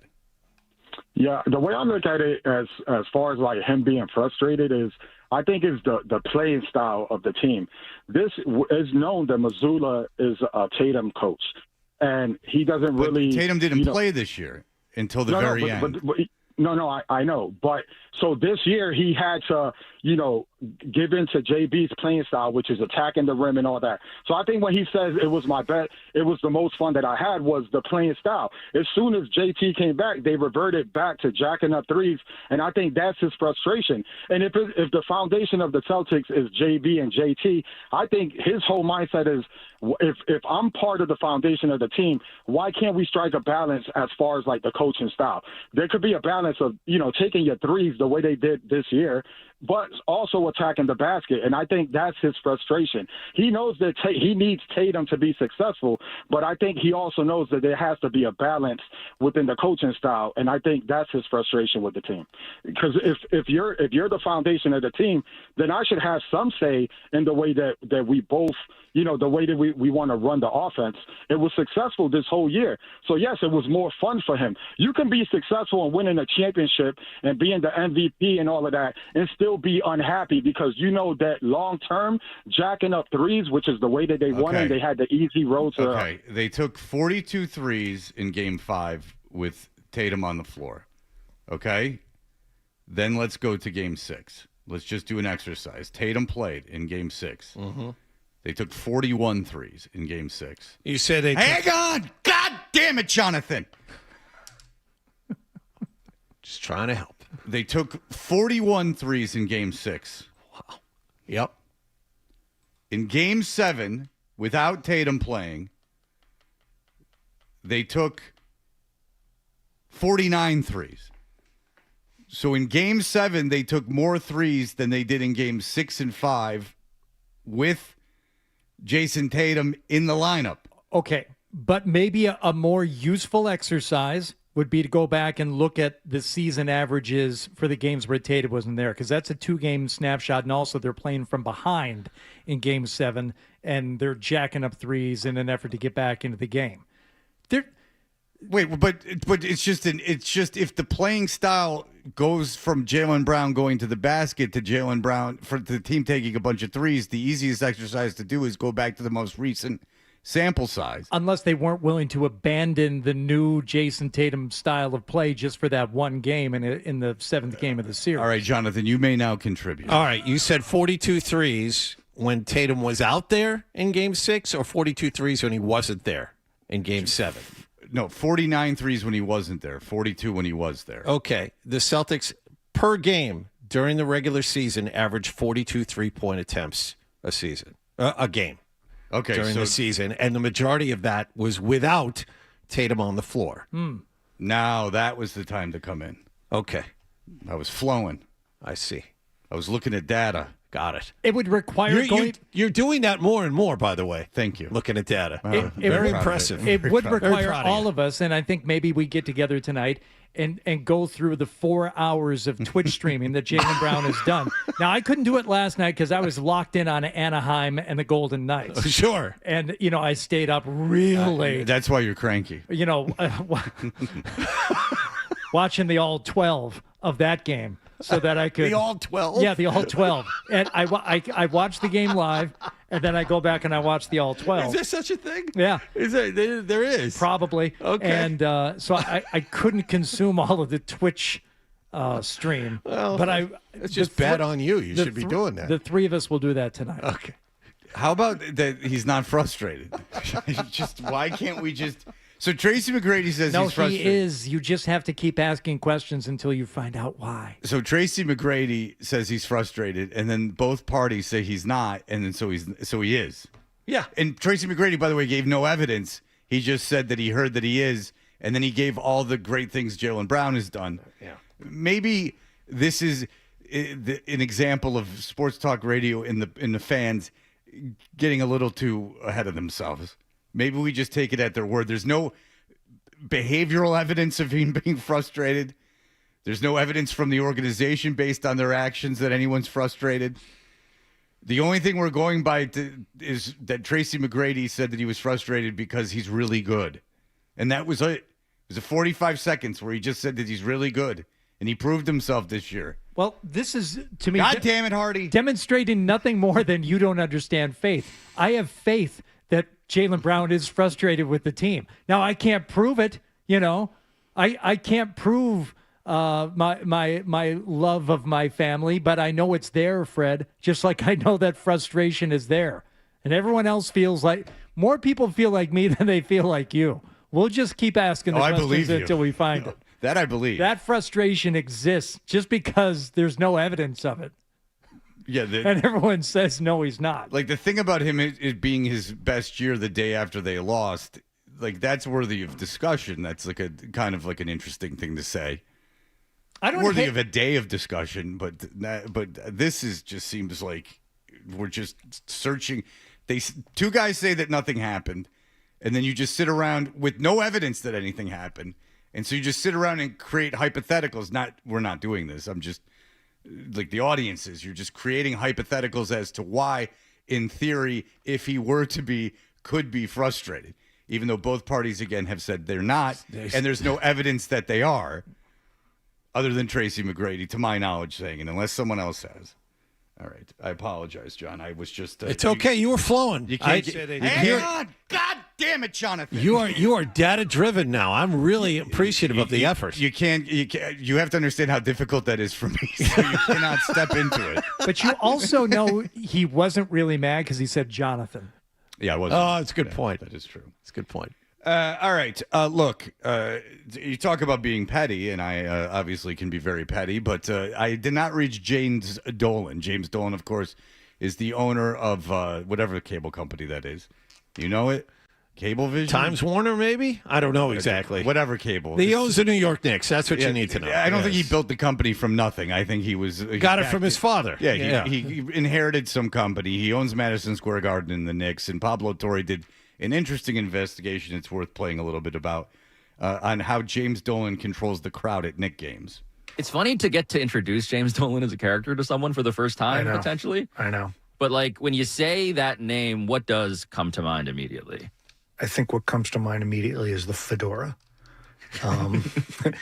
His music career as well. Yeah. Yeah, we've explored the music career. Jimmy Fallon had him on the all-class, all-ethical...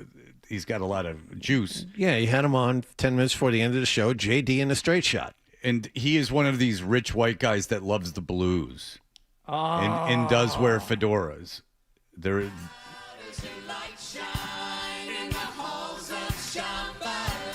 And by the way, this is apparently a cover song. So Jimmy Fallon had the owner of the Knicks on to do a cover song.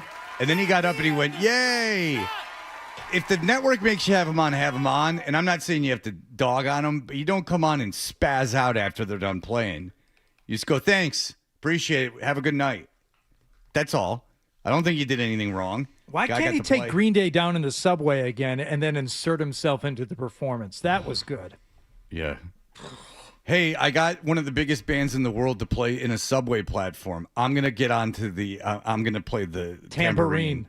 How do we remember that? It was like 2 years ago, and it still pisses me off. Because he should have said, "Oh wow, Remember when the Beastie Boys did Check It Out, walking through Manhattan, and then came into the David Letterman studios? And Letterman joined him out on the street and started rapping along? Is that what you're referring to? Yeah, he didn't do that. What he did is it became an iconic performance because it was cool that the Beastie Boys were walking through Manhattan live rapping. And Letterman sat behind his desk and watched it and enjoyed it? Well, I wouldn't know because he's not on TV during any of it. See, you got him to do something. Like, oh, wow, this is amazing. You got the biggest band in the country to come down, or, one of the biggest bands in the world, to come down and busk at the subway. I mean, it's cool. Like, it's odd and cool. Like, it shows a degree of power that you have to get them to do that. And then he goes, oh, no, it doesn't count unless I'm in it. Which, wouldn't it... Honestly, put yourself in that situation. If they were like, hey, dude, Green Day's willing to do anything. And you go, and someone comes up with the idea, and then you go, all right, let's have them go down and busk at the subway. Play for the people at the subway. And then they go, oh, yeah, that's awesome. That's a really good idea. And you go, yeah. And they go, why don't you go in and play tambourine? What would you say? If Billy Joe Armstrong asked me to go and play tambourine with him, I would still say no. Yeah. No, it's you guys.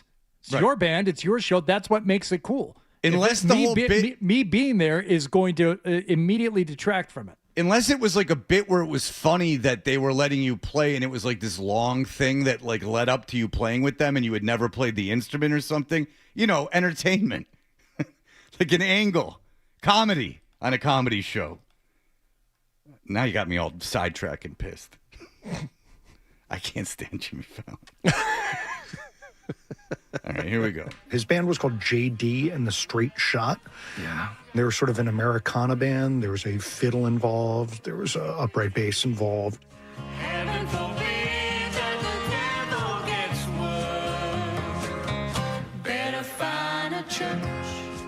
And, because of Dolan's many connections in the music and entertainment businesses, they would go on the road and open up for the Doobie Brothers and Don Henley. Oh, those can be rough crowds. I mean, you go open up for the Doobie Brothers in 2025. You're really angling for it.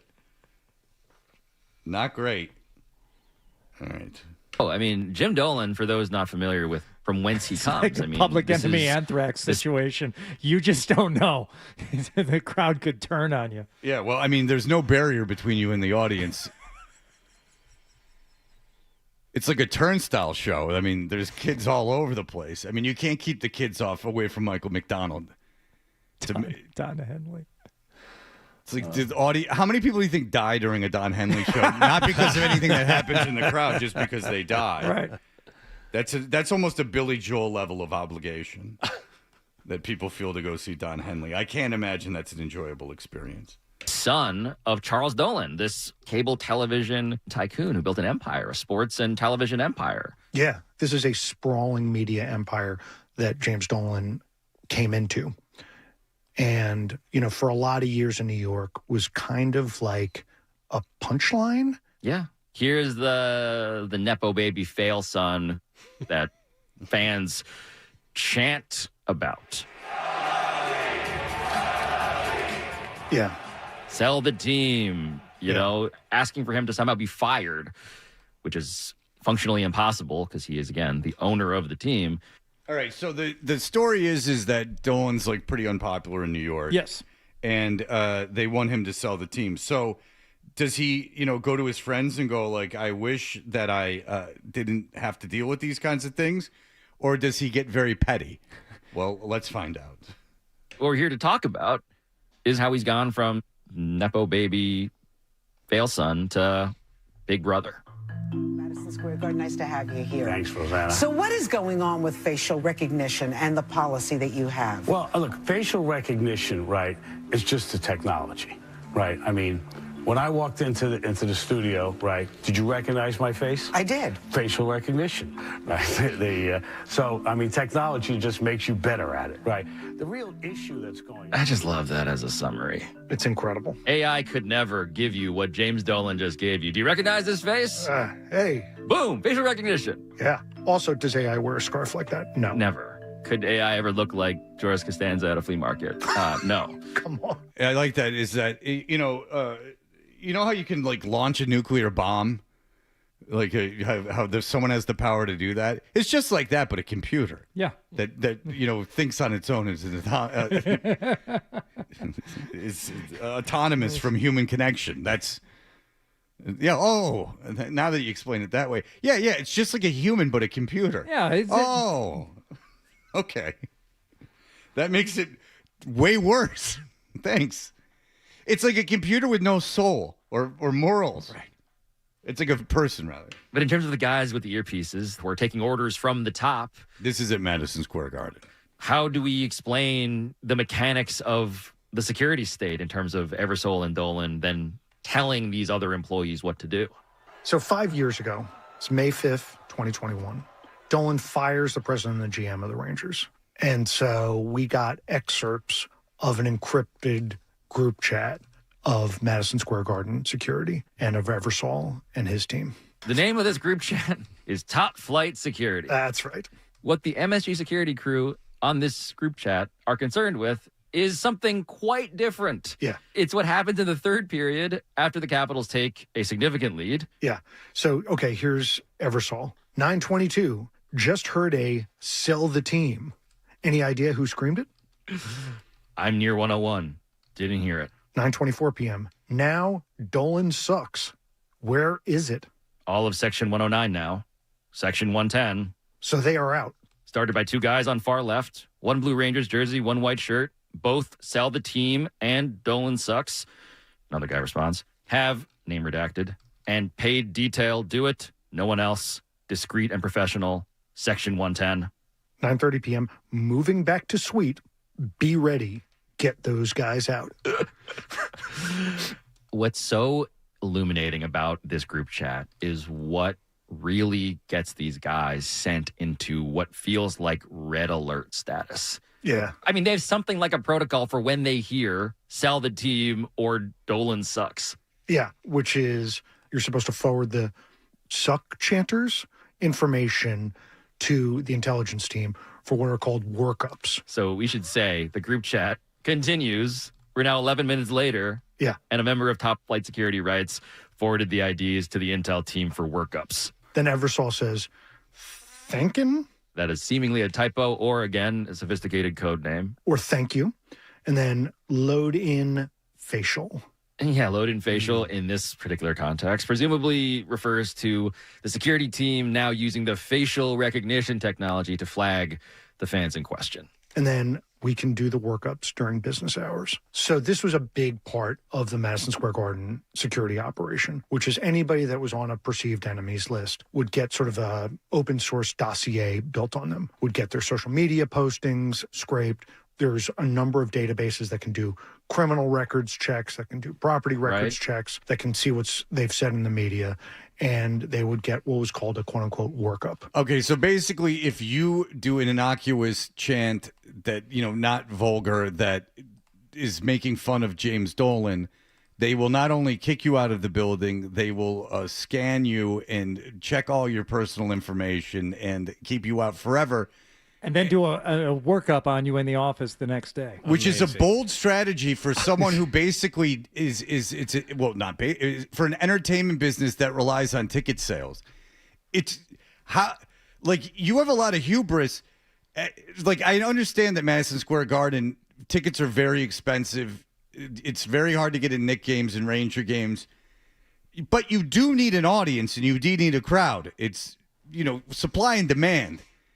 And if you start doing this to people, you're actively targeting your audience as criminals. You're targeting them as adversaries, people that paid to get into your building to consume your product on a regular basis. It's not even a one-off thing. This is someone that you would hope comes back numerous times a year and spends tens of thousands of dollars, and you're actively ridding yourself of these people. It's a bold strategy for a business requiring people to pay for entertainment. It's just hard to believe that, that guy, that evil, technologically masterminding this assault on his customers is also this guy. Heaven forbid that the devil gets worse. Better find a church. Yeah. Same guy. better find a church. Same guy. Oh, he stinks. All right. Tom Caron is going to join us in just a moment to talk about the Red Sox. Toucher and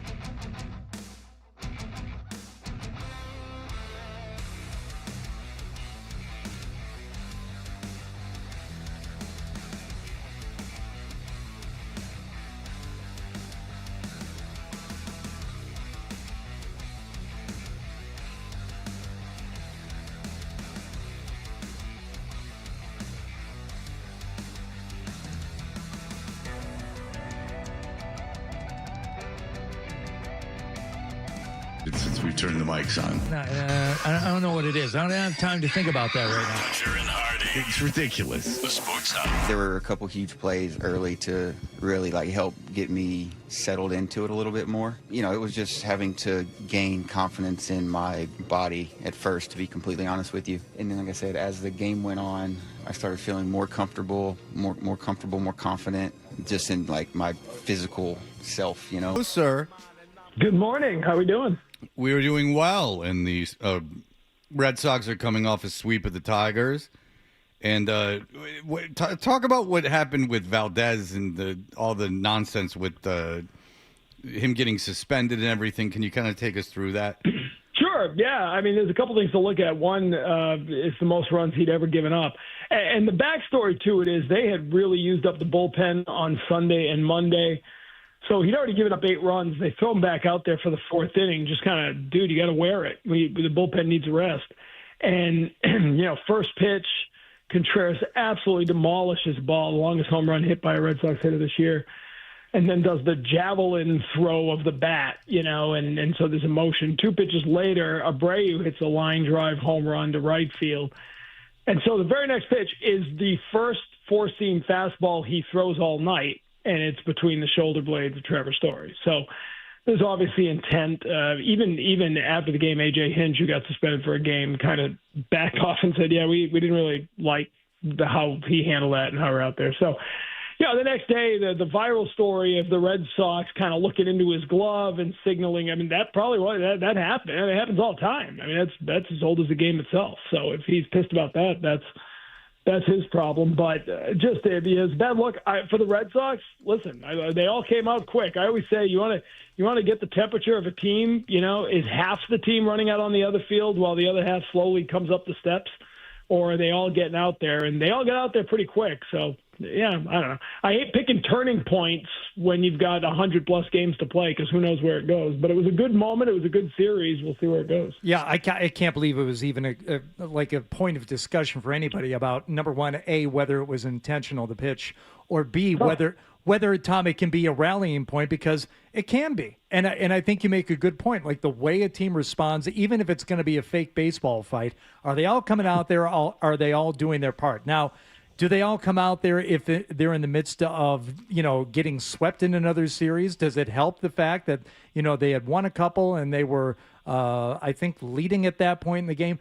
Probably. But yeah, let's say this marks, some kind of moment for this team. Does Chad Tracy have anything to do with it? Has he managed to get these guys to I don't know, have a little bit of... It's Tracy magic, just like Morgan magic. Not Tracy magic, but does he have anything to do with it, or are they just playing better? They're playing better. I don't think it hurt. I thought it was interesting, right, that Contreras said they were a little looser after Cora got let go, and a lot was made about that. When he said that, I took it as... When you've got a manager on the hot seat, you think he's going to get fired, you're tight, you're trying to, you're not thinking about saving his job, but it's hovering over the team. Once a guy gets fired, that's gone. There's no more tension about saving Cora's job because you didn't do it. And so, maybe there's something to that. We've seen a couple of little things that I think are Tracy, influences. Now, Anthony's out, but he's batting third, and Duran's been batting first every day. He's got 3 home runs in the last week. I think Duran's a good leadoff hitter. I think he gives him energy. I think he should. I think I said that to you guys a couple of weeks ago. Put this guy at the leadoff spot. Leave him in there for a while. Let him find his mojo again. And Tracy's done that. He seems to handle the bullpen a little bit differently. Jake Bennett, who goes tonight, let him finish that 5th inning, even though it was a career high in pitches thrown. He let him get through the inning. He tends to bring a reliever in earlier than Cora did. He will get a guy in for the final out of an inning and then pitch the whole next inning, try to, get 3 guys to go 4 innings instead of 4 guys. I think that's interesting. And then, I thought the second run last night, a really shallow sacrifice fly with Narvaez, who's a catcher and not real fast at third base, but Chad Epperson sent him. And he had told me, I've known Chad a long time, and Epi said, I'm going to be really aggressive as a third base coach. So I think that was the first time you saw maybe a little influence of a different third base coach last night. So there's little things. It's, but the team, listen, last night, if you'd have told me in spring training, how is this team going to win games? They're going to do it like last night. They only got 4 hits, but they got a couple key hits. They got really good pitching from Sonny Gray in the bullpen, and they got terrific defense. And it's fun to watch the defense because it's been a long time coming. The defense is finally playing well. Explain why the defense is playing well, because this team was terrible defensively last year, and they were terrible at the beginning of the season, too. Yeah, although the beginning of the season, John, I think they were better than it looks. They just made a lot of errors, which is a bad look, but they were making... Wait, stop. That was a truly remarkable sentence, yeah, Tom. I know. What? Explain that. 2026. Well, I mean, the metrics show that they were making above the average plays. No, I mean, this is the problem. The problem they had in April is they were making above average plays, but booting the easy plays. So when you ask me what changed, they're making the routine plays finally, and that's what they weren't doing in April. They were I think up near the top, if not first, in turning double plays at the beginning of the year. They were actually range wise, they were getting to more balls than most infields. We know the outfield's good. The outfield's been good for a while. The infield's been a mess, but Story was throwing them away. Durbin was throwing them in the dirt. They've cleaned that up. So the routine plays have come along now, and right now, by most measurements, they're the best infield defense in baseball. One other question. It has to do with leadership other than the manager. I mean, you saw after the Framber Valdez hit by pitch with Trevor Story, Wilson Contreras charges out of the dugout and is screaming. Is Contreras a leader on this team, or is he just that guy that's kind of fun to watch be excitable? Can you be C, all of the above? I mean, I think he's becoming a leader on this team because they need more adult voices in the room, right? Like there's been a void, this Story, and when Story's going good, he's got that platform, but when you're struggling, you got to deal with your own stuff. And Contreras is a leader in a lot of ways. I mean, his rookie year, he won the World Series with the Cubs. He's been in this game a long time. And they need a guy to lead the way. But he's also, I mean, you talk to some other guys on other teams, they don't like him. He's a guy who annoys you as an opponent, and those guys are like you're kind of hinting towards. Those guys are usually out on their own. So this guy is both. Like he's the annoying guy for other teams to face, who's a leader in your clubhouse. And yeah, that's all right. I mean, if that becomes your personality, that's not bad. This team could use a little bit of that. Okay, so not to rain on everyone's parade, but the AL East, the Yankees are awfully good. And they're only going to get better. What are the real, as we've reached this point in the season, we're over a month in, how do you see the AL shaping up? Do you see the Yankees running away with the East and then it's just a fight for a wild card? How do you see it right now? Yeah, that's exactly how I see it right now. I mean, you just sort of, you concede the division for now. I mean, who knows where they go with injuries, whatever. But the Yankees, I think, are going to run away with this thing, but that's okay. It's about making the playoffs. It is amazing that you look up this morning and they're a game and a half out of a wild card spot. Right. They're a game and a half. I mean, do you know this morning there are 2 teams in the American League with winning records? It's insane. Yes, I mean, it's the Yankees and Tampa, both, right? And Tampa, who's coming into town tonight. But it's crazy that there's so much, and I don't know that it's mediocrity. I just think they're beating up on each other, And you look at a team, Toronto looked like they were getting their act together when they kicked the Red Sox butt. Now they've lost 4 in a row. So teams are going on ebbs and flows. I told you guys, listen. I look back on last season. Last year's team was pretty much a 500 team all year that had a 10-game winning streak, right? And that 10-game winning streak essentially puts you in the playoffs. So you need 2 good weeks. Now, right now, you've been essentially a 500 team with a 2-8 run. So you got to dig out of that. That's a whole different story. But, in today's baseball with the 3 wild cards, you got to be good enough to be in a position to make, 1 good week, 2 good weeks of baseball count. So, yeah, for the Red Sox, it's all first, the first step is 500. Get to 500. If you're 500, you're in the wild card race. Doesn't matter where the Yankees are. If you make the playoffs, who knows what can happen. Yeah, the Central is a joke this season, and I don't know what's going on with Seattle, but the West is even worse. That's been really Central. weird. Seattle struggling here at the start. Yeah, they weren't supposed to. Nope. I mean, this is a big surprise. Yeah, absolutely. And I thought the Astros were going to be better than that. Yes. They're awful. They're awful, yeah. Toronto's had a lot of injuries. I still think they're going to be a good team when they get everybody back. I think they'll go on a run. I thought Detroit was really good. Now, Skubal out for 2 months. That's a whole different story.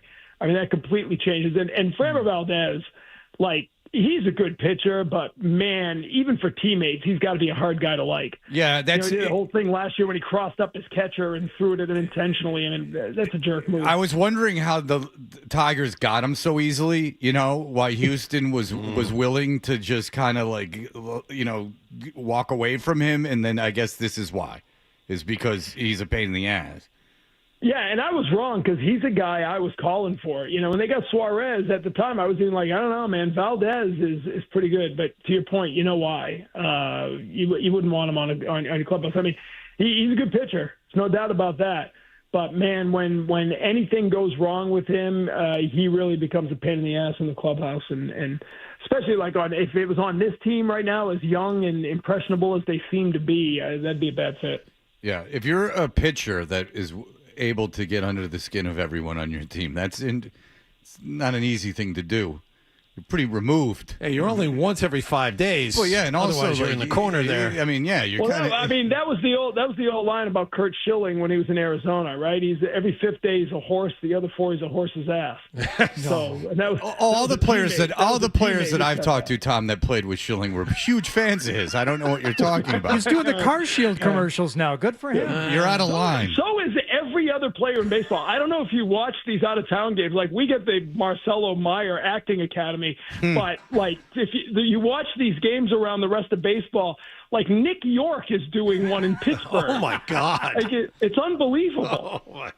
Well, obviously budget constraints. Wow. Yeah. So there's something going on. You bum. I Yeah. mean, that's, Right, yeah. They just went who will do this for $50? And then they found a guy. For free Car Shield for life. Yeah. There you go. Who hits a lot of rocks? All right, Tom Karen, watch him on Nesson. He's the best. Great studio show. Tom, thank you as always. Thanks, guys. Appreciate it. All right, appreciate it. There you go. Tom Karen. Interesting times for the Red Sox. Yeah, the Tigers in a bit of a situation here, considering 3 of their starting 5 pitchers are hurt, and then 1 suspended. And we said this at the beginning of the season. Everybody is going to beat up on each other. All it takes is one quick spurt of good play, and you're in contention. Like that 10-game winning streak got them in the playoffs last year. We just went through. There are 2 really good teams in the American League right now. And even though you're 5 games under 500, if you could somehow get yourself to 500 by winning 4 or 5 out of the next 6, here you are. You're right there, despite the terrible April. Well, the thing is that if you're a wild card team, you should be able to have some success in the playoffs with the rotation that you cobbled together. That's right. So, yeah, a lot of mediocrity in baseball right now. A lot of teams that were supposed to be really good, not living up to those expectations in both leagues. I will give you the example of Philadelphia and San Francisco in that National League, who are both atrocious, and no one saw that coming. Unless something's going on with San Francisco I was unaware of. I did not think they were going to be 14-23. All right, we'll be back in just a moment. Here are the headlines.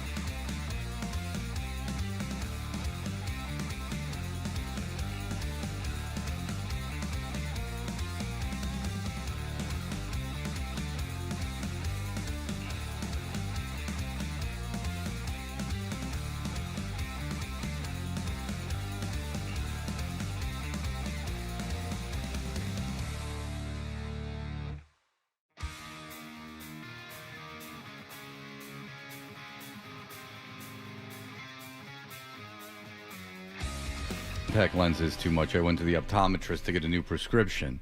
I also have to put a hot compress on my eyes for 5 minutes every other day to open up clogged glands that produce oils, essential for eye health.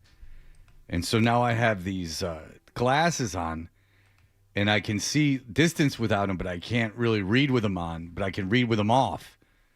So it's a dance, baby. Yeah. Oh, it's a dance. Yeah. I find myself reading, wearing them more and more, like going back and forth, but I also I had them strategically placed around the home. Oh, these are readers. See, these aren't readers. These are see. for so I can see. I'm nearsighted. Oh. So these are so I can see from distance. Oh. Yeah, I can read like there's no tomorrow up close with these off. You give me anything. Yeah. But distance, I can't see what hat he's wearing to co-opt some fan base today. No, it's legit. It's a red. Got the red I thought it might have been a C. No, that's how badly I can't see. No. I thought it might have been a Cleveland hat. Maybe you had been to Cleveland recently. Have you been a spectacled person your entire life, John Wallach? Ever since middle school. Yeah, that tracks. Tried the contacts when I was younger. For some Well, they were reason. made of wood back then. Yeah, I had trouble Like fitting George them in. Washington's. Yes. So no, it irritated my eyes. Didn't take hated contacts. So always glasses. You never went back. You never tried again. I have not tried in 25 years. Oh wow. Yeah. Okay. And how many times did you try? Did you really try, or Yeah, Did you... I tried for about a month. Does that count as really trying? Yeah. I just wondered if you put them in and you couldn't stand putting them in or something. And then No, you gave well, up. first time it's always really Well, weird. of course, but you're yeah, touching but your I mean, eyeball. Yeah, but no, I got to the point where it didn't freak me out and it just was irritating, so I stopped. It's the optometrist had me take out my contacts, and then there was so much pressure. I was having a lot of trouble keeping it together to get them out of my eye and into the eyeglass case. I lost one of them. It landed in the sink, and like a fool, I took it out of the sink and tried to clean it. He said, "Oh no, that went in the sink. Nope. Because you can't wear that one." Nope. And I went, "You got me, check." And then I thought of how boring to be an optometrist. That you're alone all day, and people come in and you do the same thing over and over and over again. Better or worse? Better, worse, same. Better, worse, same. He was leading me too. He was like, "This one's probably not as good." And I'm like, "Now, I mean, you're trying to get me to squeak." They mess with you on those things too. Sometimes they'll throw the same one up there twice in a row just to see if you're a stupid liar. But Hardy, that's people abusing the system and going in to get prescriptions they don't need. I mean, they go in there and they'll fake any kind of like. Well, when they're vision doctor problems. shopping, yeah, they're just trying to get as many the forms of eyewear as they can. And they know that the government's cracking down on lenses. So, I mean, it's a whole thing. It's like when you do 1-800 contacts and you order lenses and they're saying your prescriptions run out. And you're like, okay, so what? what am I going to do with these contacts? Like, what do you think? I'm going to sell them on the black market? Like, I'm going to put 5 in at a time? Like, your prescriptions run out. Big deal. And then they have you, I did it at the gym one time. They have you, if you don't have your prescription, they have you do an eye exam with your phone. Which is asinine. Like, it's just, oh, wow, yeah, okay. Why won't you just give me my I guess it's to ensure people don't get the right prescription so they're not bumping into each other. You know, with my son, his first eye exam, I was with him at his, like annual, and they were having him do the eye chart.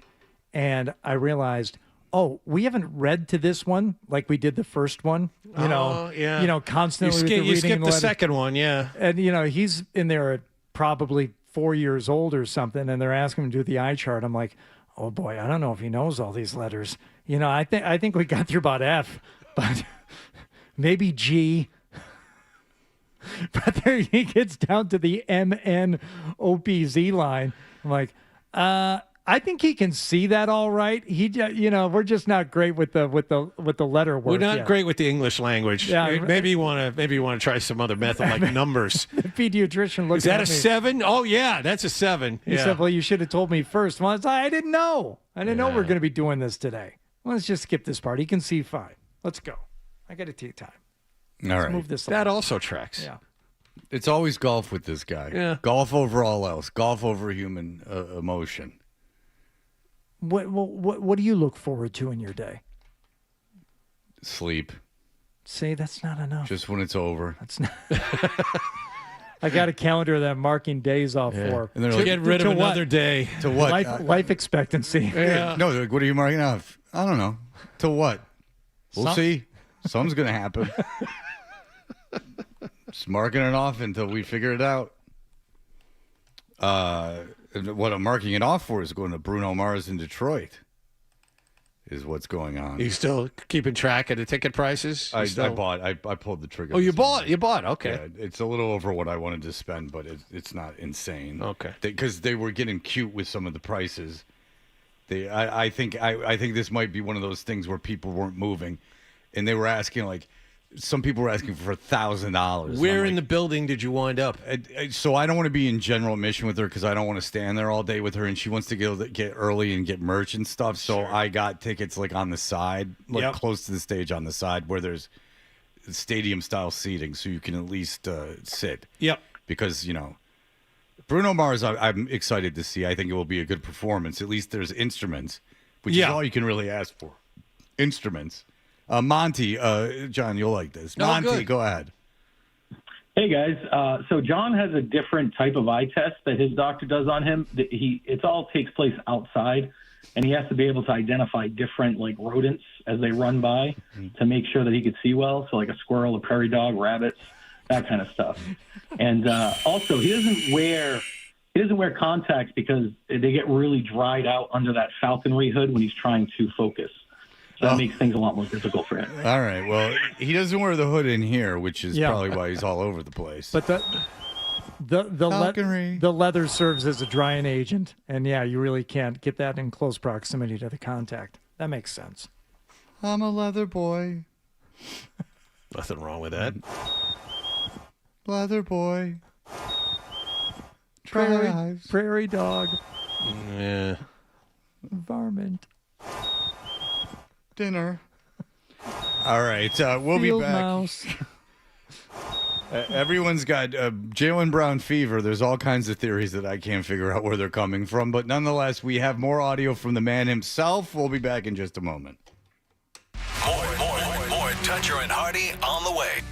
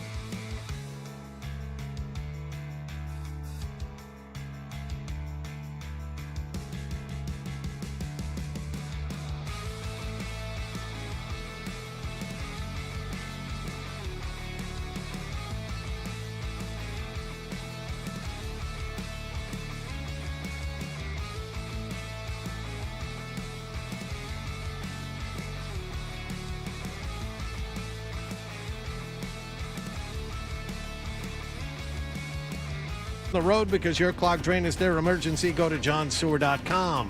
I'm John Wallach on Boston's Home for Sports, 98.5 The Sports Hub. Your next update at 9:30.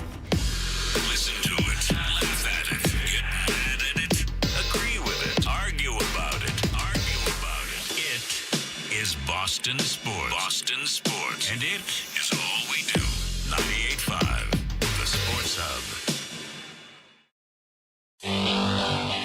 Ticket not punched. Hardy. No, the ticket's not punched. You got a bunch of stuff wrong when you talk. So much for this country. Dutcher and Hardy. I guess this country's a bunch of buffoons that don't know the rules. You idiot. The Sports Hub. There's no question what we want. There's no question when you look at what's true that though we did a lot of good things, we lost in the first round, and we were also 3-11 against the top 3 seeds in the West and the other top 2 is in the LA. East. And so we've got to get better.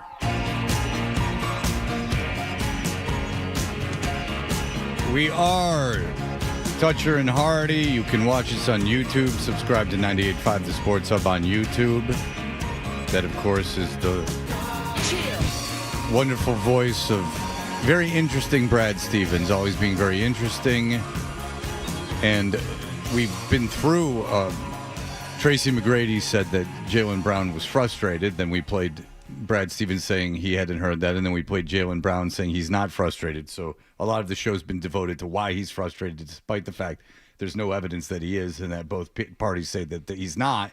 But, Jonathan, go ahead. No, there is some interesting things to what Brad Stevens said yesterday, and you got a hint of it. You got a hint of it in that clip that we just played.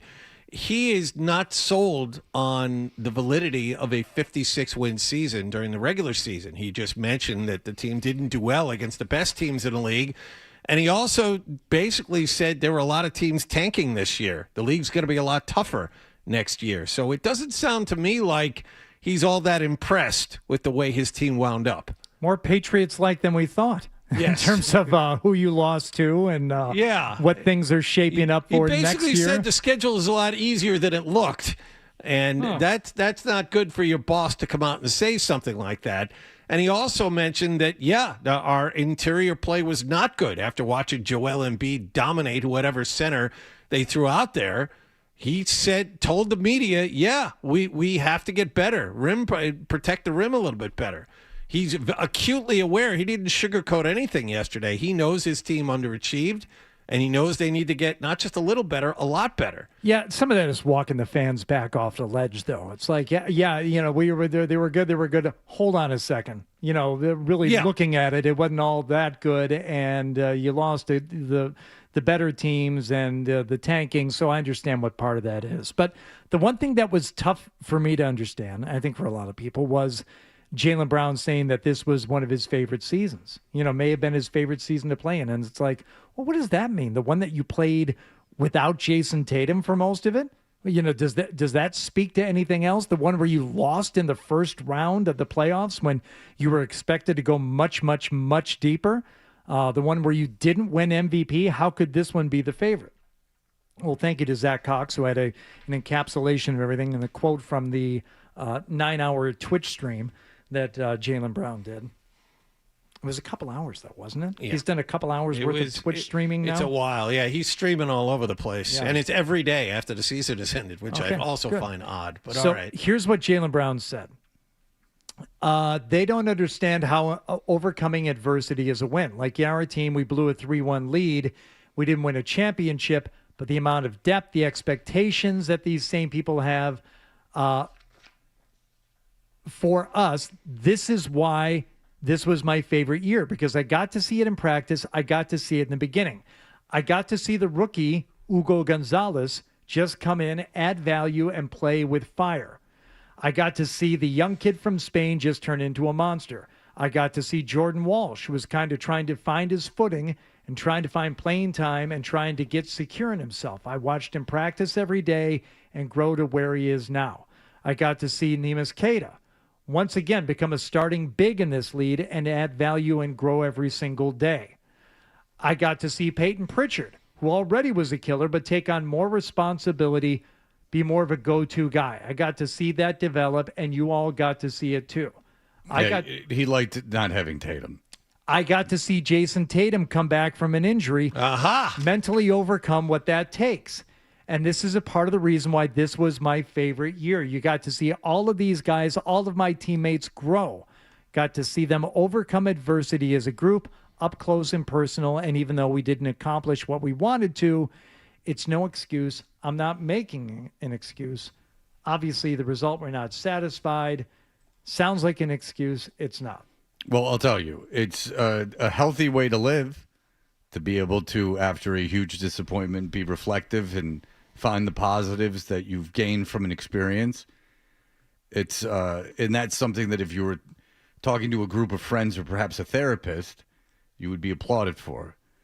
That's the problem with streaming yourself, is that you say it to a mass audience that's going to dissect it and pick out what they want, and then you're going to be judged for not. It's going to seem like you don't care, which I'm sure isn't true. But I do understand it, though. He almost sounds like a fan. No, not really, because the fans are very disappointed. No. I'm saying in terms of like watching how these guys develop. Gonzalez is the best example. He's the one we used to laugh about. Like, I was worried watching him run. That's what we would say to Max early on in the season, right? Yeah. Like no, the run was what's his face from Iowa. Luka Garza. Luka Garza. That's right. Luka Garza is the slowest basketball player I've ever seen. Yeah, he needs a bus to get one into the slower floor than Chuck Nevitt. Yeah, that's saying something. But how many times did we say, like, wow, Jordan Walsh? You never really thought about him. He's out there actually contributing. And Peyton Pritchard, much to Fred's chagrin, was real good before, turned doing it an absolute invaluable piece. Improved his game. Yeah. Not just a three-point shooter. Going to the basket, scoring that way. And Brown was watching those guys like a lot of Celtics fans watch these players and said, it's kind of fun to watch these guys get better and actually turn into real basketball players. Yeah, or something approaching it. It dismissed the whole notion of a gap year that this team wasn't going to play well until they lost, and then it all came back, and it was fun. Again, I would like all of this a lot more if Brown didn't dance around about how over the gap year stuff on his social media. And, Grandy didn't start sarcastically talk down to a portion of the fan base by saying, you didn't believe in this team. You didn't believe in us, because Grandy's part of the team. Mm-hmm. And then literally the moment they lose, completely switch the narrative. Yeah, it's a little hard. Like when you're gloating over the course of a long period of time, then things don't work out and you immediately shift to a new perspective. While healthy. Anybody says now, whatever they pretend changing history. Yeah, whatever they pretend changing history. No, the history is that you talk down to an imaginary audience of people that are this rebellious mob that's against the Celtics, and you went gap year sarcastically the entire year as if to say. And everybody called it a gap year at the start, and then I started doing it satirically. Yes, satirically, as a way to, in a way to speak down to people that felt that way. He was like dancing around about how great this team was. How dare you? All you idiots thought they'd be bad. And then literally the moment after they lose in the first round of the playoffs, it switches to it was house money. Stop getting excited about this team and enjoy the house money year. And it's just, look, if you follow the team and you've seen these guys all pile on this, huge patting themselves on the back about how well they were playing. And during the time, pat yourself on the back. You're far exceeding expectations. So much so that you were a pretty big favorite to go to the finals. So that's awesome. But then you lost in the first round to an inferior opponent that's getting their asses kicked by the Knicks. And you then turn around and go like, oh, no, it was really fun to watch us grow and overcome things. Well, yeah, it was fun. But you danced around about how everyone was so stupid for saying that you weren't going to be any good, and then turns out you weren't any good. Head of the Sixers. I mean, John, if they second seed or playing whatever, they lose in the first round and it's losing in the first round. It doesn't matter what you do in the regular season. And then, it's championship or bust. Not necessarily. If they would have lost in the finals or even really the Eastern Conference Finals, it wouldn't. I don't think people would have gone crazy. Certainly if they lost in the finals, they wouldn't have. In the Eastern Conference Finals, things happen. Losing in the first round, you could be the worst play-in team, win a couple games, and lose in the first round. who cares? Well, to give Brad Stevens credit, and Adam, if you could turn me up, to give Brad Stevens credit. I don't want to do that. Okay. He understands exactly what you're talking about. There's no question what we want. There's no question when you look at what's true that though we did a lot of good things, we lost in the first round, and we were also 3-11 against the top 3 seeds in the West and the other top 2 in the East. And so we've got to get better. Yeah, and so that's good to hear. He's not full. Management understands that. Management wasn't all about the narrative and then flip-flopping back and forth. Brad Stevens sees this season for exactly what it was. But that's the reasonable take, is the Brad Stevens take, is that, yeah, we overachieved. But we overachieved in terms of record, but we weren't nearly as good as the best teams. That's what we have to strive for. Mm-hmm. So there's work to be done. Instead of in Brad Stevens, you didn't see him on social media talking jokingly about you doubted us all year. See, that's something for like Thornton to say in 2011 after they won the cup, and he says, "Suck it, Felger." That's the time to do it, because then there's no debate.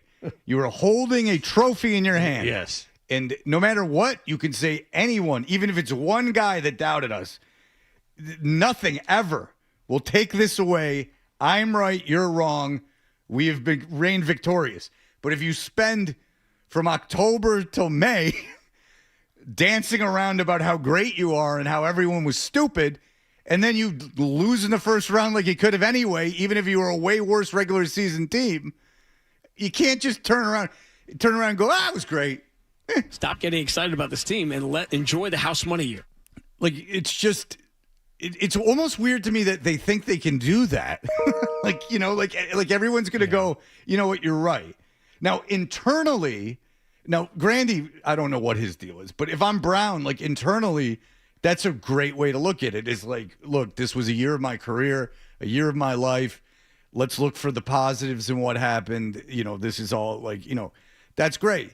But the day after you lose, that's a little hard for a fan base that was, all being told that how great you were all season by you to come to grips with, because the fan base it's not their life, they're observing another's life where they had put their stake. No one thought they were going to lose to Philadelphia. Literally, probably no one thought they were going to lose to Philadelphia. I would be surprised if you found anyone, like maybe really anyone, in either city. Well, right, yeah. I mean, Philadelphia. Are you kidding me? They had no. I don't know if you're going to get a homer pick in Philadelphia. No. Now you can email me one, and I'll be mistaken. But there isn't. But I would imagine there's few. I don't think anyone. So this notion that in terms of like a franchise and a fan base based on expectations that the first round exit wasn't extraordinarily disappointing is just fraudulent. It's fraudulent based on everything that was said during the regular season, not by Brad Stevens. No, but past the first few weeks of the regular season, yeah, the narrative quickly changed. And I bet you if you talked to Brad Stevens, like if you saw him and like you were friendly with him and you talked to him, I bet you anything he would go like, just hold on, like be careful, like hold your horses, I'm not positive. Like his attitude would have been, this is great, but his narrative never would have changed. Like, this is great. They're playing really well and they're winning, but like, let's not get ahead of ourselves. He saw here. from a long time out what other teams were already doing, and also, some of the teams they were losing to, and how they were beating some of the bad teams. Exactly. Like, he understood that maybe this was fool's gold a little bit. And as a result of that, I think as media members and fans, we should expect changes. I don't know how drastic, but there will be. He's already said he's going to add a big guy, basically. But I wonder how much he's going to flip this roster. He has 14 guys. He can easily just run this back. But adding Tatum, he's got the personnel to do that without making any changes. Yeah, but you can't do that. No, you can't. But I'm wondering how big a change he's going to make to this roster. Brad Stevens is kind of from the Danny Ainge school. He's not scared to make big moves like this. So I wonder if he would entertain making one. Well, getting rid of a Derek White or even flipping Jaylen. You hear that rumor the last 3 or 4 days, flip Jaylen Brown for Giannis, which I'm not in favor of. No, but something like that, I would not say is out of the realm of possibility. The idea of bigs or multiple bigs, he was talking about We it. had a hard time generating really good looks on that first shot. So we got to figure out a way to do better in that. And I think that's, again, I think that one of the things that we've got to figure out is how to have more of an impact at the rim. And I think we do need to add to our team to do that. It's interesting. Real quick, I'll get back to this in a second. I was reading online yesterday, the Brooklyn Nets are interested in Giannis but won't trade for him because they don't want to waste the roster spots on his two brothers. Yeah, I saw that. You sent that. That's We joke. I talk about satirically. That was like the joke I made. It's like you got to have 3 spots available if Seriously, you want Giannis. we need Alex and we need Thanasis. We need both. We need both of them. It's kind of weird that he insists that his brothers have to be paid members of the team. Yeah. If he really sticks to that, he's going to be in Milwaukee For a long time. forever. Yeah. I don't know if anyone knows off the top of their head, but it would be interesting to see when that became a thing. Was it right away? Because remember, he was not a overly high draft pick. Yeah, I think he was 15. Yeah, he was end of the super lottery. thin. So Yeah. I don't. For an end of the lottery player, do you agree to hire his two brothers and take roster spots away? It must have taken some time. It couldn't have been No, it couldn't have been right away. I can look and see when Thanasis started playing, but I mean, it must have been a couple of years in. Okay, I'm your meal ticket. I want my brothers here. Alex, I don't think, has ever played an NBA game, but Thanasis spends a lot of time flexing for everyone at the end of the bench. I only know that Thanasis is on the team because there was the moment I'll never forget of my son telling me that Giannis's brother was on the team, and I said, "You're out of your mind. There's no way Giannis's brother's on this team," and there he was. Okay, so Giannis drafted in 2013. Thanasis joined in 2019. Yeah. Okay, so it took him 6 years to get the juice to get a kid in. And then Alex wasn't signed until just this past year? Is that right? Well, if Giannis wants to win, I'd probably move off of his two brothers having to be on the team. Yeah, I think that's a Milwaukee situation. If he goes to a bigger market, there's no way that they're going to do that. Giannis's window is closing. He's 32. He's got a lot of miles on him. He's up for a new contract, by the way. He can decline his player option. After next season, I think he's up for a new contract. It's time for him to be serious because, guys like him, he's not playing until he's 38 or 39. So there's a window here. Yeah, and if he wants to go to a contender, you gotta make some concessions. And sadly for Milwaukee, in order to keep a player of Giannis's caliber, they probably had to just do whatever he wanted. And sadly for Milwaukee, not Giannis deserves it if he can get whatever he can. But it's just that, unfortunately, Milwaukee is looked upon like that. I have a lot of sympathy for the Midwestern industrial cities. But that's what they had to do. But I got to imagine if he goes to another team, they're going to be like, there's no way. Right. No.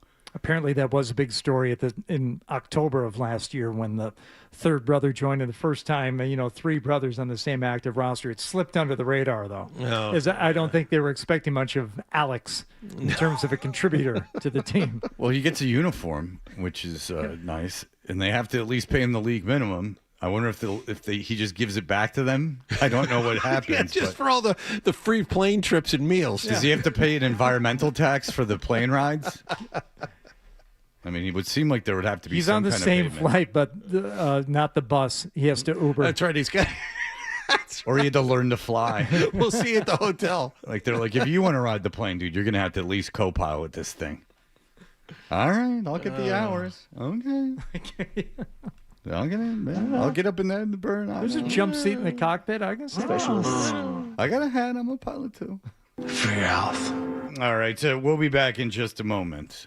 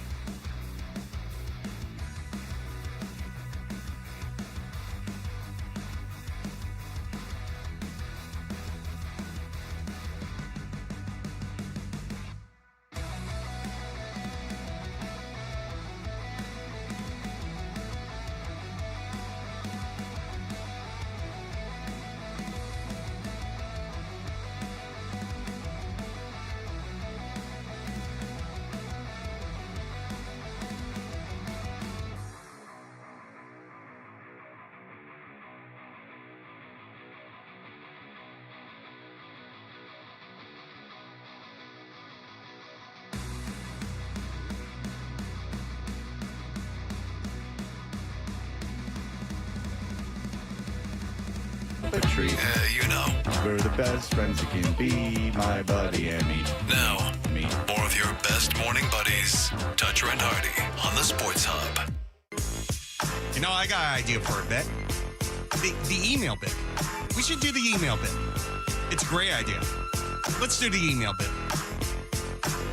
Yes, let's do it. The Toucher and Hardy email segment is powered by Jeffrey Glassman Injury Lawyers. If you've been hurt in a car or works accident, you got to get Glassman. Don't just send an email. Call all sevens at 617-777-7777 or visit gottagetglassman.com. Our emails can be found at 985thesportshub.com. Follow us on social media at Toucher and Hardy, at Hardy985, and on Instagram at Fred Toucher.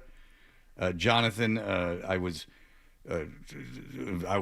making a point to a caller, and it required me remembering statistics from 3 different games in real time, which is almost impossible for me. I got very frustrated at John. Hang on! God damn it, Jonathan! Yes. Not only is John known for being a habitual joke stepper, but he's now moved on to stepping on stats and sports takes. I really blame his sense of entitlement to his father being a tax attorney. Blind Scott might be onto something after all. Yep. Mitch said, who peed in John's birdseed this morning? He seems to have his feathers all in a fluff and has been quite rude to Fred and Hardy. I think you should report him to HR, Hostile Raptors. Have I been rude to you two? I would think it would be the other way. No, I was rude. I also have a John Wallach email, believe it or Whoa. not. Oh, There's a Adam cryptic here. contributing. It's a little bit of a different one. It says, this song has been in my head for a couple of weeks. It might have been your fault. If not, please play it for Johnny Nighthawk. See how fast John can... A cameo, it's candy. Wow. That's impressive. That almost makes up for him not getting the David Silver song that Babyface produced yesterday. It was very disappointing. We had a guy named Bob call in. He was pissed because I guess it was Felger and Maz because it was at 3 o'clock. Yesterday at 3 o'clock, he heard guys about to swear. He was acting like he was the biggest bull in the ring. And he said he had a big mouth. I said, I'd like to give him a big, sloppy, open-mouth kiss on that big mouth of his. Well, I don't know about that. And he goes, I don't know about that. It says, I'm not sure why, but your call with Bob made me laugh out loud so hard I was crying. I really, and the dog got concerned that I had come to check on him. He probably couldn't fight his way out of a paper bag. Well, it hurts your brain. That guy hung on to that for for over 12 hours. He hung on to that. Yeah. He really needed to get it out. Overboard with the Hawk Tui girl. But that was another station. They went overboard with the Hawk Tui girl. Yeah. There was some station out there. I can't remember which one he said. And it's a station in Providence that no longer exists. It got sold as flip format. Yeah, and I guess he's saying that they got their comeuppance. It's almost it's a comeuppance because they had gone all in on the Hawk Tui girl, which there was a lot there. There was a lot of meat on that bone. Hawk Tui. I mean, he says Hawk Tui, but I just want It's to... like Hong Kong Fooey. It's Right. Hawk Tui. Well, it's Hawk Tui. It's a kind of like a generic brand, Hawk Tua. You mentioned the John not getting the song yesterday when we were starting that game. Somebody had emailed me yesterday afternoon and said that 7 o'clock Songwriters game was an excellent start to the summertime slowdown since there are no sports. Need Fred to host 1 game per month. I have received much feedback on how much people enjoyed Fred hosting the game. I hated it so much. I hated him I already so have one much. for him to host next, maybe week after next. Whatever week I'm filling in for John, I think I have one that Fred will host for you and I that day. Oh, nice. All right, I loved it. Big fan. Justin said, I dare say everyone enjoyed it besides young, sickly Nicholas, who clearly wasn't listening because he incorrectly labeled it twice on the podcast as 100 greatest vocalists of all time. Great. I was thinking we were about to guess who had the best pipes, but I guess not. Nick had a lot on his plate. He has to answer the phone half the time. I'm brittle. Half the time, Nick has to pick up that phone. Science concert? Yeah, he didn't have time to be listening. He's constantly in there ignoring the phone. Oh, no. What's that? Right. This is on the Jaylen Brown thing. I enjoyed listening to you guys talk about how people are refusing to accept that Jaylen Brown is not unhappy just because they want it to be true. You could not be more right about how absurd it is when people construct their own realities while ignoring the actual facts of a situation. Totally unrelated question. If you guys ever listen to Felger and Maz, that's from stop. That's from Phil. Yeah, I read that one. It's like, hold on a second. Totally unrelated. If you ever listen to Finger Right. Pass, when it comes to the straw man. Listen, I'm all for a straw man argument, and I'm all for going down that road. But there is a point when you play two clips in a row with the team saying a guy's not frustrated, a guy saying he's not frustrated, and the clip that led into those two comments was just a ex-player going, Jaylen Brown's frustrated. He had a really good season, and he showed himself to be a good leader. Okay, those are two good things. Now, why is he frustrated? He just said he was frustrated. There's a point where I got to tap out. That I'm going to take them both at their word. I'm going to think that I'm not quite sure what would make him frustrated. No one has said. I'm going to leave it at that. Maybe he's not frustrated. I'm just going to accept their words on that. You and I got an email here, Fred. Don't worry, I'm not going to read the body of it, but it concerns the Mike Vrabel story, and he says there's an emerging trend, and he's I saw that. Yes, he's about the historically horny linebacker room with the New England Patriots, and he ends with saying he's going to look further and do a deep dive on Willie McGinnis, and we'll report back with any findings. Yeah, because if you don't know what we're talking about, Vrabel, TMZ has come out, went on a boat ride, a 3-hour boat ride where the two of them rented a boat in Tennessee back in 2021 when she was pregnant with her soon-to-be son, Michael, the one she named after Mike Vrabel. She said she named it after the greatest player coach in league history, and she named it Michael, and she was dating Mike Vrabel. I wonder, that's crazy. Why wouldn't he have cut it off when he found out she named her kid after him? That seems like a huge red flag. Again, there's times where, it's too much. And you're getting in over your skis. There's a time where, reality, because you can get swept away in, romance and love, but there's a time where reality's got to sit in that, you're married and you don't want to leave your wife, so there has to be some healthy boundaries set up in this affair. Wouldn't you have to agree, we're having this affair, none of us want to leave our significant other, we're going to keep this a secret, these are the emotional boundaries that I'm putting in place. Right. And if 5 years ago she named her kid after him and he was banging her, that's a bit of a concern. Can we give her the benefit of the doubt and say it was a name that they had long decided on beforehand, or it's a family name or something? No, she said, I named him after the greatest linebacker, player, coach of all time. Or she didn't say linebacker, but best player, coach of all time or something like that. Mike Singletary. Yeah, but Vrabel's a better coach than Mike Singletary. Yeah. Not as good as a linebacker, but a better coach. Yeah. And so I guess it's a toss-up. But I'm thinking of it as she was banging Mike Vrabel at the time. Yeah, it's probably a better bet. She might have been referring to Mike Vrabel. And again, according to the Irish Times, Rossini's... the paper of record in Dublin. I just say the Irish Times because it's funny where we were henpecking information from. This person close to Rossini said that she's, she wants to keep her kids protected, that she is in crisis mode, and that she's extremely sad that her affair is over. So now what? She's not allowed to be sad now? Again, I married you. We have 2 kids together. I know, but I'm in Can love you with really this be guy. trying I'm to save sad. your marriage while actively mourning the affair being over? Seems like you're asking a lot of the other guy. That's a bit much. Yeah. And again, if I'm Vrabel and I read that, I'm like, oh no. Because that's the thing, is that there's a wild card here with nothing to lose.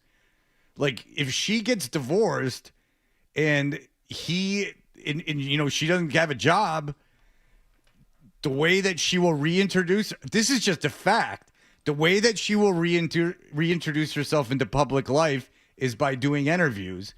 These interviews are not going to be held on the condition they don't ask about Mike Vrabel, unless she does it with Stu Gotts, who I guess is her best friend. But I can't even imagine he could do that. But she'll have to go around and do interviews. They're going to ask her about Vrabel. It seems like her personality and how she's been a success is being open and sharing. So she's going to have to talk about it. And that's the thing that if I'm Vrabel, that's what keeps me up at night. is that there's a wild card in this situation that I can't control, and that's the woman that I was having an affair with that may or may not have named her firstborn after me, and certainly by reports is mourning the end of this affair, in like, you know, saying it to other people. That, if I'm Mike Vrabel, I'm concerned, because if I'm Mike Vrabel, I want this all stopping now, right? Yeah. Because if he turned around and married her, then it stops too. So you really have two options. Like, she doesn't, just no one ever talks about it again, the two out of the two of them. Or they go and they run off together. They get divorced and they run off together, like that couple from the Today Show. That you run off and you get married. Or, you know, you run off and become a couple. Those are the two ways where you have control of the situation. Who's the couple from the Today Show? Remember, they got fired because it was a black man and a white woman. They got fired because they were both married. One of them was married to Dean Cain. One of the woman was married to Dean Cain. I do remember this story. I don't remember the names of the two people. I remember it as well. I remember those. I remember this story. Yeah, and who knows their names? I don't know their names, but they had an affair, and they ended up breaking up with their significant others and getting married. But in the Today Show, fired them. I don't know why the Today Show fired them for having sex. I don't know what the issue was with that. Seems like if you're both brought some unseemly publicity to the product. I would argue that, because it's like neither of us is in a position of power. It was consensual sex. We're two adults. It's really none of your business if we have sex or not. That's where I would lay on that. I don't know, by taking this job, I've now surrendered my body to you, and you can tell me what I can do with my body. From Good Morning America, All right, Amy whatever. Robach and TJ Holmes were involved in widely reported romantic relationship, both still married to their respective spouses, but not Dean Cain. And being related to the guy responsible for the Wonderland murders has got to be a huge responsibility. And it was just to overcome that, to get on Good Morning America. Does anyone understand the reference? Yeah. Oh, I do. I'm with you. All right, thank you. Yeah. All right, very good. That is the email segment. We will be back. We will get to our stack, and then we will bid you adieu. That is coming up here, the headlines.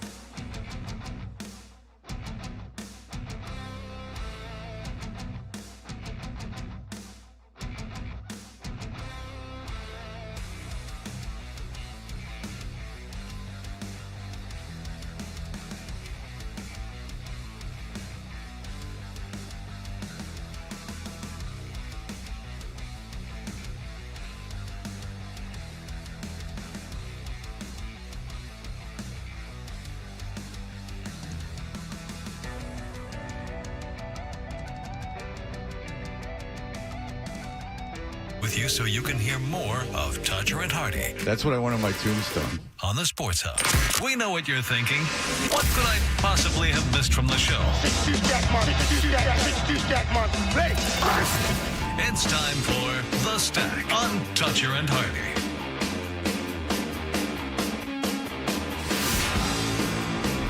Hey, we're Toucher and Hardy. And Hardy, what would you like to leave us with today? First, a correction after Fred said that a couple from the Today Show, one of whom was married to Dean Cain, ran off together and left their spouses. Wrong show, wrong actor, wrong, stupid, ill-informed, misinformation, bad job by you. What did I get wrong? Everything. It was Good Morning America, and the hosts were TJ GMA. Holmes and Amy Robach. Amy Robach was married to Andrew Shue. Whose sister is? Elizabeth Shue. Who was in? Karate Kid. And? Invisible Man with Kevin Bacon. And? Leaving Las Vegas. And? Adventures in Babysitting. Oh. There you go. Well, it hurts your brain. It does, Fred. Again, that was a guy calling in to complain that Felger and Maz almost swore yesterday. He had saved that information for, I guess he called it 70. He'd saved that for 16 hours. Yeah. He had held on. And then onto called that. a different show about it. John, do you want to give Fred the news that you just shared with me a moment Yes. ago? Sports Radio 93.7 The Fan in Pittsburgh is reporting that Aaron Rodgers is going to be there today. He's expected to finally sign this weekend. Wow. They won't see him again until camp, but he's going to skip all the mandatory mini camps and all that, but I'm sure he will be there for training camp. Do you think he's disappointed that this isn't that much of a story this offseason? Yes, I do, as a matter of and fact. And that a local Pittsburgh radio station is the one that broke it? Yes, I do. Not Schefter. Yeah, like that. Not even Pat McAfee, this station. Because ESPN's like so in bed with the NBA, like they have plenty to talk about because they got to go over the NBA with a fine-tooth comb.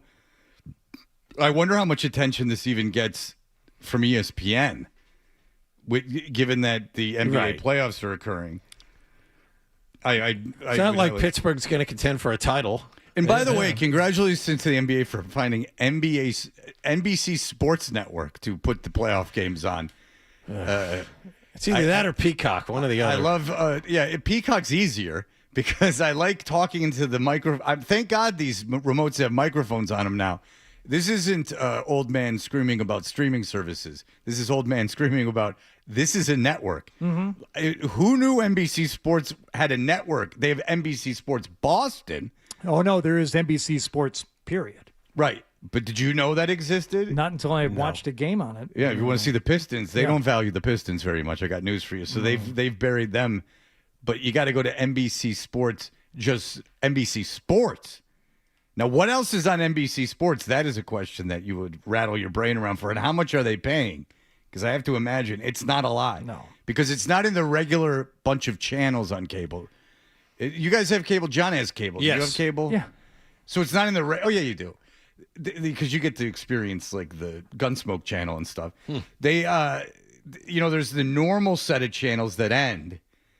But then if you stick around long enough and you have the patience, you get into a universe of weird. You get all the channels are doubled and tripled up. Right. Number one. So but you they get throw in some originals in there. Yeah, though. they do. So I just assumed that the 1,000 1400s. Yeah. Like once you got to 1,000s, they were just redundant for whatever reason. Yeah. Like whatever. Like they're just redundant or they don't work or they're music stations or something. And Hardy's right. They repeat like all the stations that you already have. But then all of a sudden, again, if you stay patient and keep scrolling, there's a wonderland of weird stuff out there. Oh, yeah. Like Frasier's on at 10:30. My Three Sons. It's still on there. Keep going. Keep going. Lower. That's got to be a station like legitimately for shut-ins. And it's literally 1,000 numbers past the music channels because those are like in the 500s. Oh, no, these are 4-digit channels. Like they're in like that's not if they go, you have a job on channel 1,412. That's not the greatest job. Like, when you're on channel 5 or channel 25, those sound like esteemed places in broadcasting. When you're on channel 1,370, it doesn't sound overly impressive. Do you care who the Bruins captain is next year? Who Not the Bruins in the captains are? least. Okay, neither do I. Thank you. And we didn't spend hardly any time on the Bruins presser yesterday. I'm glad you're not interested in who the captain is. I don't even care who names the captain. I really don't. I know that was the source of something, but in terms of who's going to be playing center, there's a progression. You know, we're hoping that they hit their high side. You know, people originally described Frazier as one player. Why put a ceiling there? We'll see what he's going to do. I think you described the Berge necessarily, wasn't described as the Hall of Fame player that he became, when he first started out of the gate. But that being said, we're hoping that every one of those guys hits their high side. And James eventually, as Marco alluded to, will get a chance in the middle of the ice. Yeah, that would be good if Higgins could play center, considering that he desperately need a good center. they also said Higgins would have played more in the postseason if they didn't have to win every game, which was an interesting No, it's kind of odd. vote of confidence for the young Yeah. man. Yeah, we would have played him if we didn't have to win. But, we had to win every one of those games. We think can't play him. Maybe that they're referring to being down 3-1. Yeah. And then there were situations where, they couldn't afford an upside. There could be no variable, right? Like, you needed to have someone you knew exactly what you were getting. I'm in the mood to let things slide today in terms of the local teams. Okay. Like I'm willing to accept forever that Brown is not frustrated. I'm willing to put that to bed for eternity. And I'm willing to go with the flow with the Higgins if they didn't have to win thing and kind of getting the vibe of it. Could you maybe tomorrow extend that sliding attitude toward John Wallach so you don't scream at him again?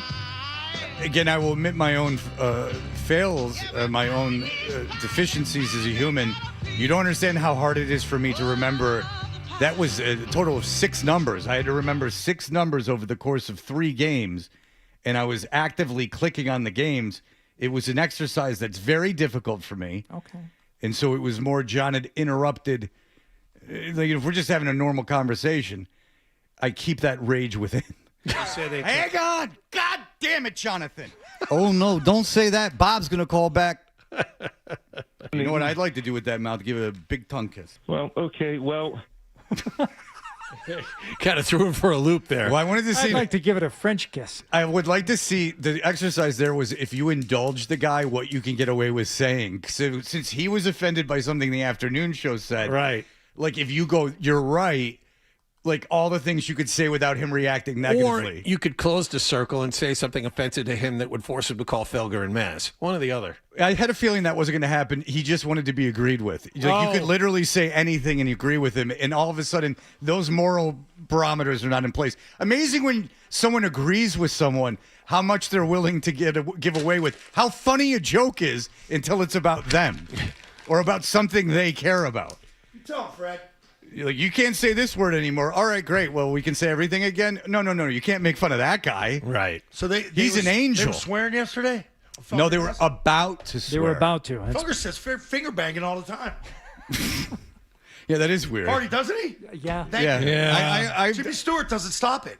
In the middle of all those obviously you Yiddish can say phrases, it. too. And then, It's like, odd. He's Yeah. taking a picture on the radio, and I'm like, oh, okay. Well, good job, Scott. You just got him in trouble. No, I'm just kidding. No. All right. No. I understand. I hear Hey, it what too. a morning, man. Oh, is it hard to get in? Oh, boy. Oh, good. Oh, I'll take Surface Streets home. fantastic. I'm going to take Surface Streets home. Such is the luxury of being in Waltham. Oh, I see. So bad I had to stop at McDonald's for iced coffee, which is milk. Yeah, that looks like you could have told me that's a vanilla milkshake. I would have believed you. All right. That'll do it for us, everyone. Have a great day. Bye. Well, it hurts your brain. Talk to you tomorrow. Toucher and Hardy on the Sports Hub.